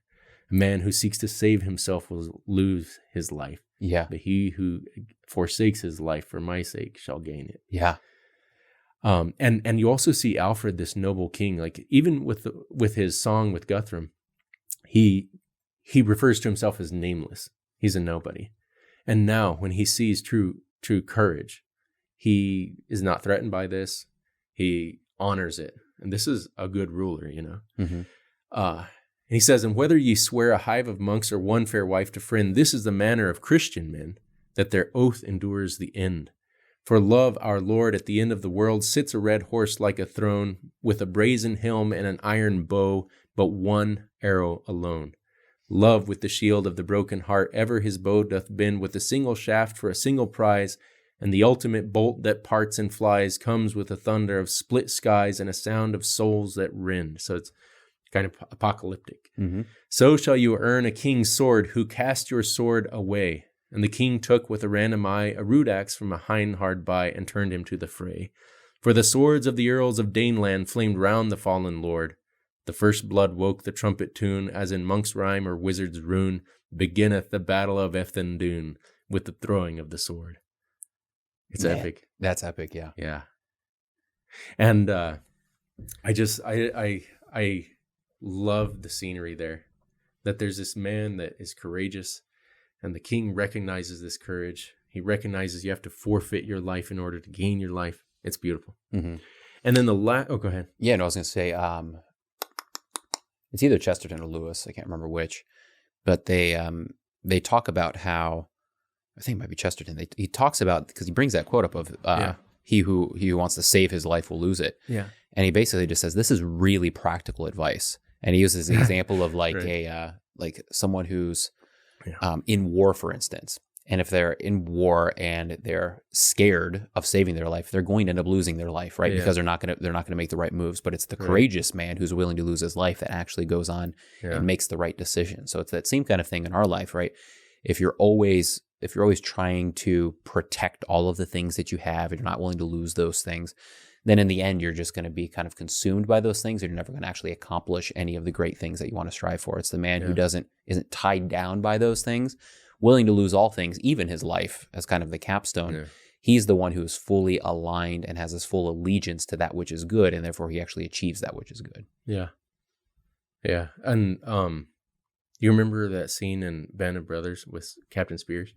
Like he kind of says that, he's like, yeah, you think that you're, they kind of ask him like how he's able to do it. And he's like, because he says you could do it. You just think that there's a chance to get out of this, or you don't think yourself already dead. I can't remember the quote, but it's a good one. That's worth pulling up. You pull on Bennett's heartstrings there. It's the best scene. Dude. Yeah, it is. It is amazing. Yeah. Yeah. Yeah. That I don't know if it's how close it is to the scene where he runs through the village. Do you know what I'm talking about? No, it's been a while since I've seen this. Everything? Yeah. Oh yes. Yeah. Uh-huh. Now, and that's like the perfect portrayal of who he was, of Captain Spears. But yeah. Did we find it? I'm just trying to go with it. You guys can. Yeah. Okay. Well, if you want, we could go to this next segment. I think we can do one more.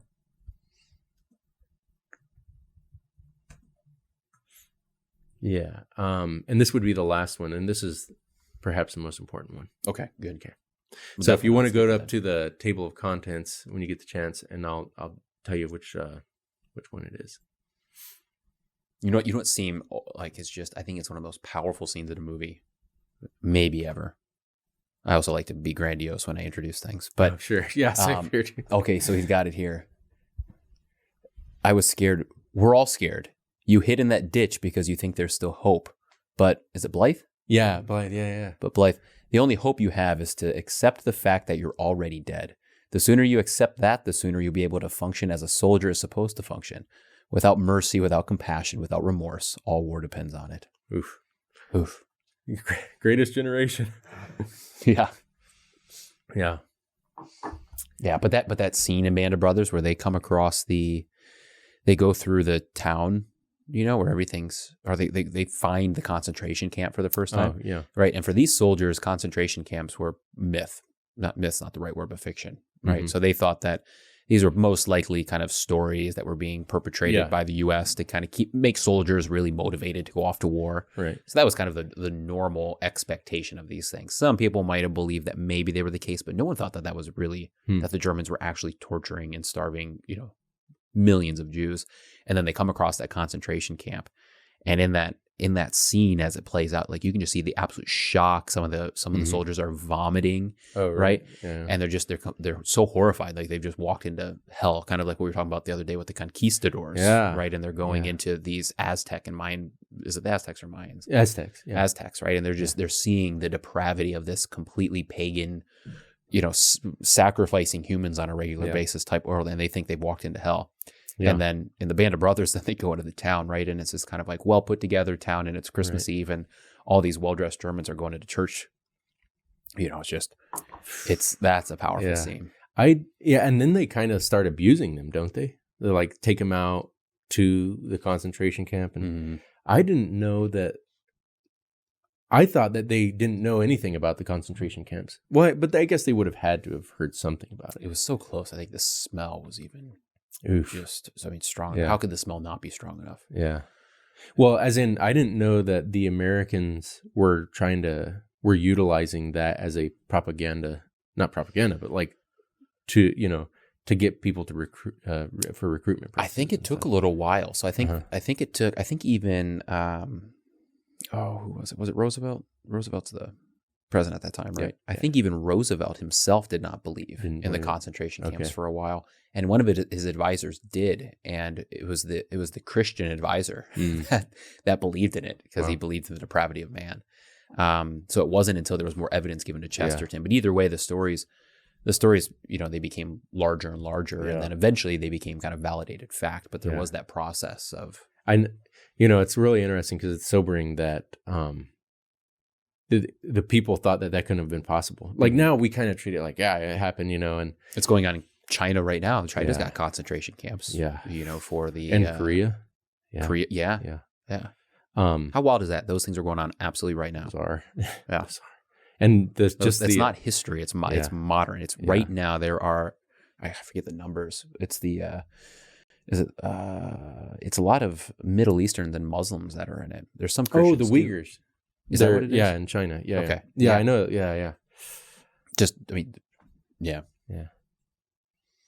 It's just peels back, exposes the farce, which is United Nations humanitarian sort of standards. And I think everybody's a little bit afraid of China. Yeah. They don't want to stir the pot on China. Yeah.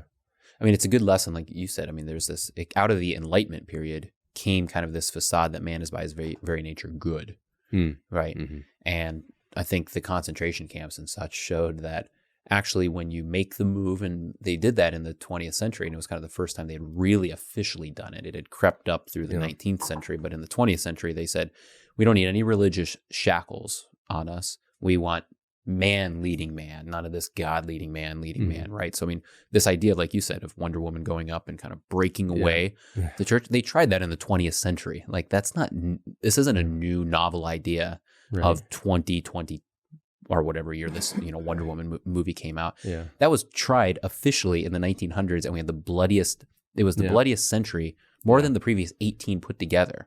World War II wasn't a Christian or religious war. Right. That was a completely secular type war. Yeah. Led by secular men who did not have any kind of faith or religious background. Yeah. And hence, what do you get? You get these concentration camps. And you still get these concentration camps from these nations that are not religious. Yeah.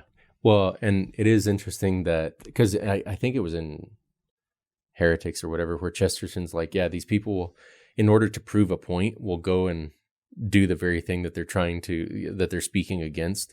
So in order to prove that there's, that there's no God and something like this, and that Christians are violent or whatever, then they go perpetuate some of the greatest violence ever. Yeah. And it's in the rejection of Christianity for those very reasons that you then see some of the greatest offenses.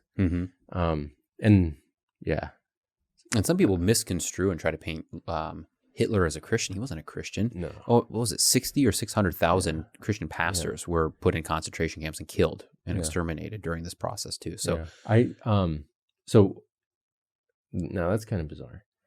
Now, the confessional church in Germany was persecuted. Yeah, we talked about that with Ryan McPherson a little bit, but in that there was kind of this remnant of the church, and then you had like Bonhoeffer, the remnant of the remnant, and certainly he was thrown in jail and all of this. But yeah, interesting. Yeah. Okay, so look at this. He's got how many refugees camps are in China? The Australian Strategic Policy. So this is from BBC, by the way. So this isn't like I don't know, like LCMS.org. This is BBC. Found evidence in 2020 of more than 380 of these re-education camps in Xinjiang, an increase of 40% on previous estimates. How many people might be in a camp? That's a good question. I don't know if it's on there. But that's just one area too, by the way. I mean, it's not in every province of China, but China's committing genocide and crimes against humanity. This is probably going to get this video taken down.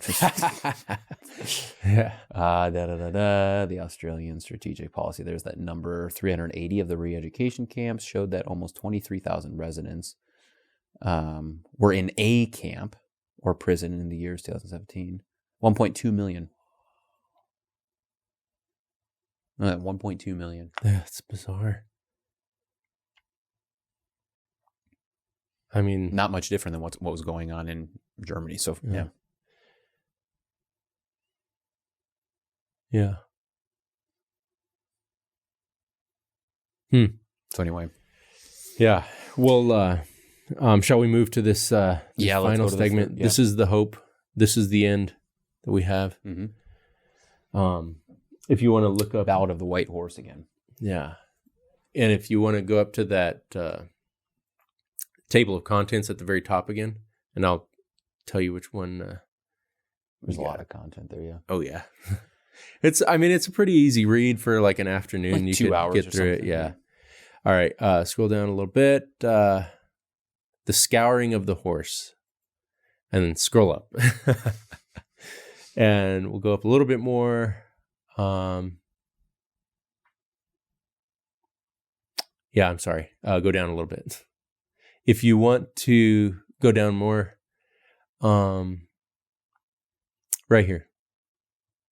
So at the Battle of Ethandune, the Anglo-Saxon shield wall was able to hold strong, and they defeated the heathen army. And it's miraculous. You know, they've been defeated so many times. We've already talked about how they've made peace with Guthrum. They've made peace with the heathen army, or, you know, like essentially paid them off to stop. And then Guthrum will break the peace over and over again. This time they finally beat them in open combat. And then historically what happened is Guthrum and his men fled to a fortress where they stayed for 2 weeks. But the Anglo-Saxons besieged them and took all the food stores, so that they essentially starved them out. And then a peace was made. But here go, and Chesterton is kind of condensing this. So we'll start here. He says, as such a tall and tilted sky sends certain snow or light, so did the eyes of Guthrum change, and the turn was more certain and more strange than 1,000 men in flight. Now, if we look at this idea of vision and of sight, we even earlier talked about Paul and the scales falling from his eyes. And here Chesterton is talking about the eyes. The vision of Guthrum has changed. And it's something very potent, some powerful. Like he likens it to the eyes of 1,000 men in flight, more certain and more strange. You haven't seen something like this. For not till the floor of the skies is split and hellfire shines through the sea, or the stars look up through the rent earth's knees, cometh such rending of certainties as when one wise man truly sees what is more wise than he. Oh, that's good. Guthrum has been given vision. And I think of him like Nebuchadnezzar. Yeah. And Nebuchadnezzar is roaming the earth like this beast. And then what does he say? My eyes looked into heaven, and he sees all things.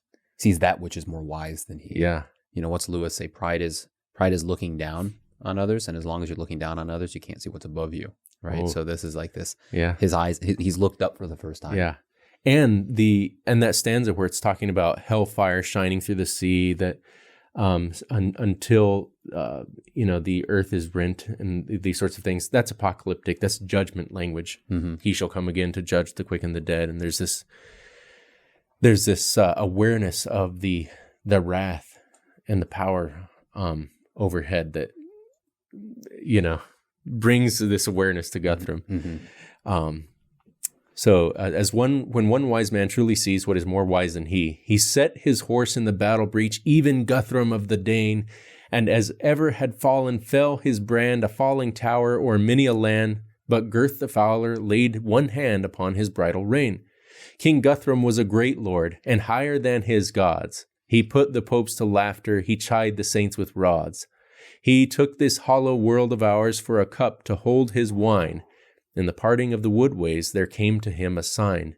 In Wessex, in the forest, in the breaking of the spears, we set a sign on Guthrum to blaze 1,000 years. Where the high saddles jostle and the horsetails toss, there rose to the birds flying a roar of dead and dying. In deafness and strong crying, we signed him with the cross. For far out to the winding river the blood ran down for days, when we put the cross on Guthrum in the parting of the ways. Guthrum was baptized, Yeah. And he was christened Aethelstan. And scholars have verified that the peace between Aethelstan and Alfred lasted. Alfred became his godfather. He was his sponsor in baptism. Really? And they found coins minted in the manner of the Anglo-Saxon kings, minted by Aethelstan with his Christian name, that he converted, and even great Guthrum, so that you kind of transform from this man who's like questioning whether, what's the meaning in life, and you come from this point of like great darkness of Alfred and the Christians being like hares,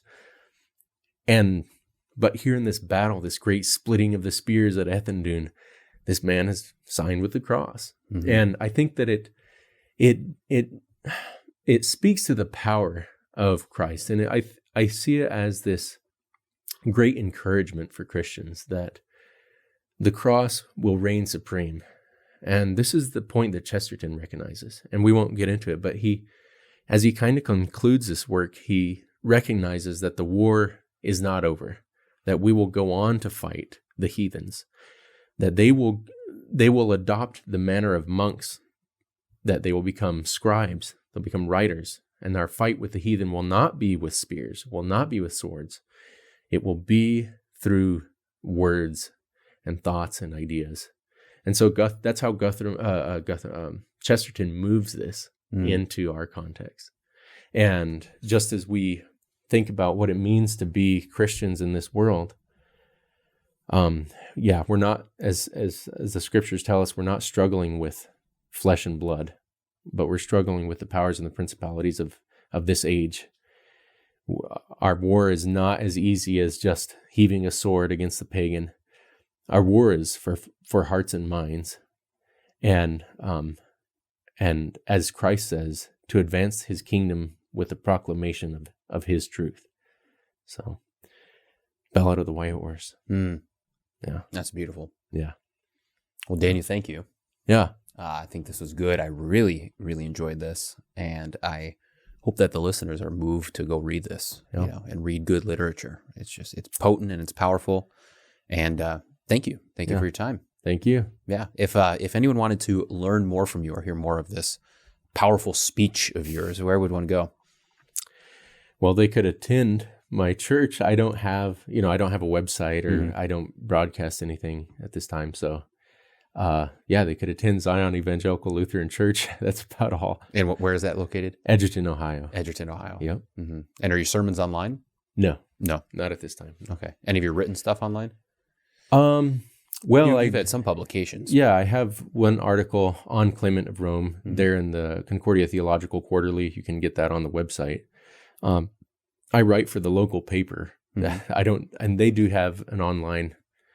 That's what Chesterton did as well, right? Yeah. Yeah, that's right. Yeah. Yeah. So, but aside from that, that's where I'm at right now. Yeah. Yeah. Well, thank you. This has been a joy, and we'll definitely have you on again someday. Thanks, man. All right. Appreciate it. God bless and cheers. Yeah. Let's go get some burgers. Yeah.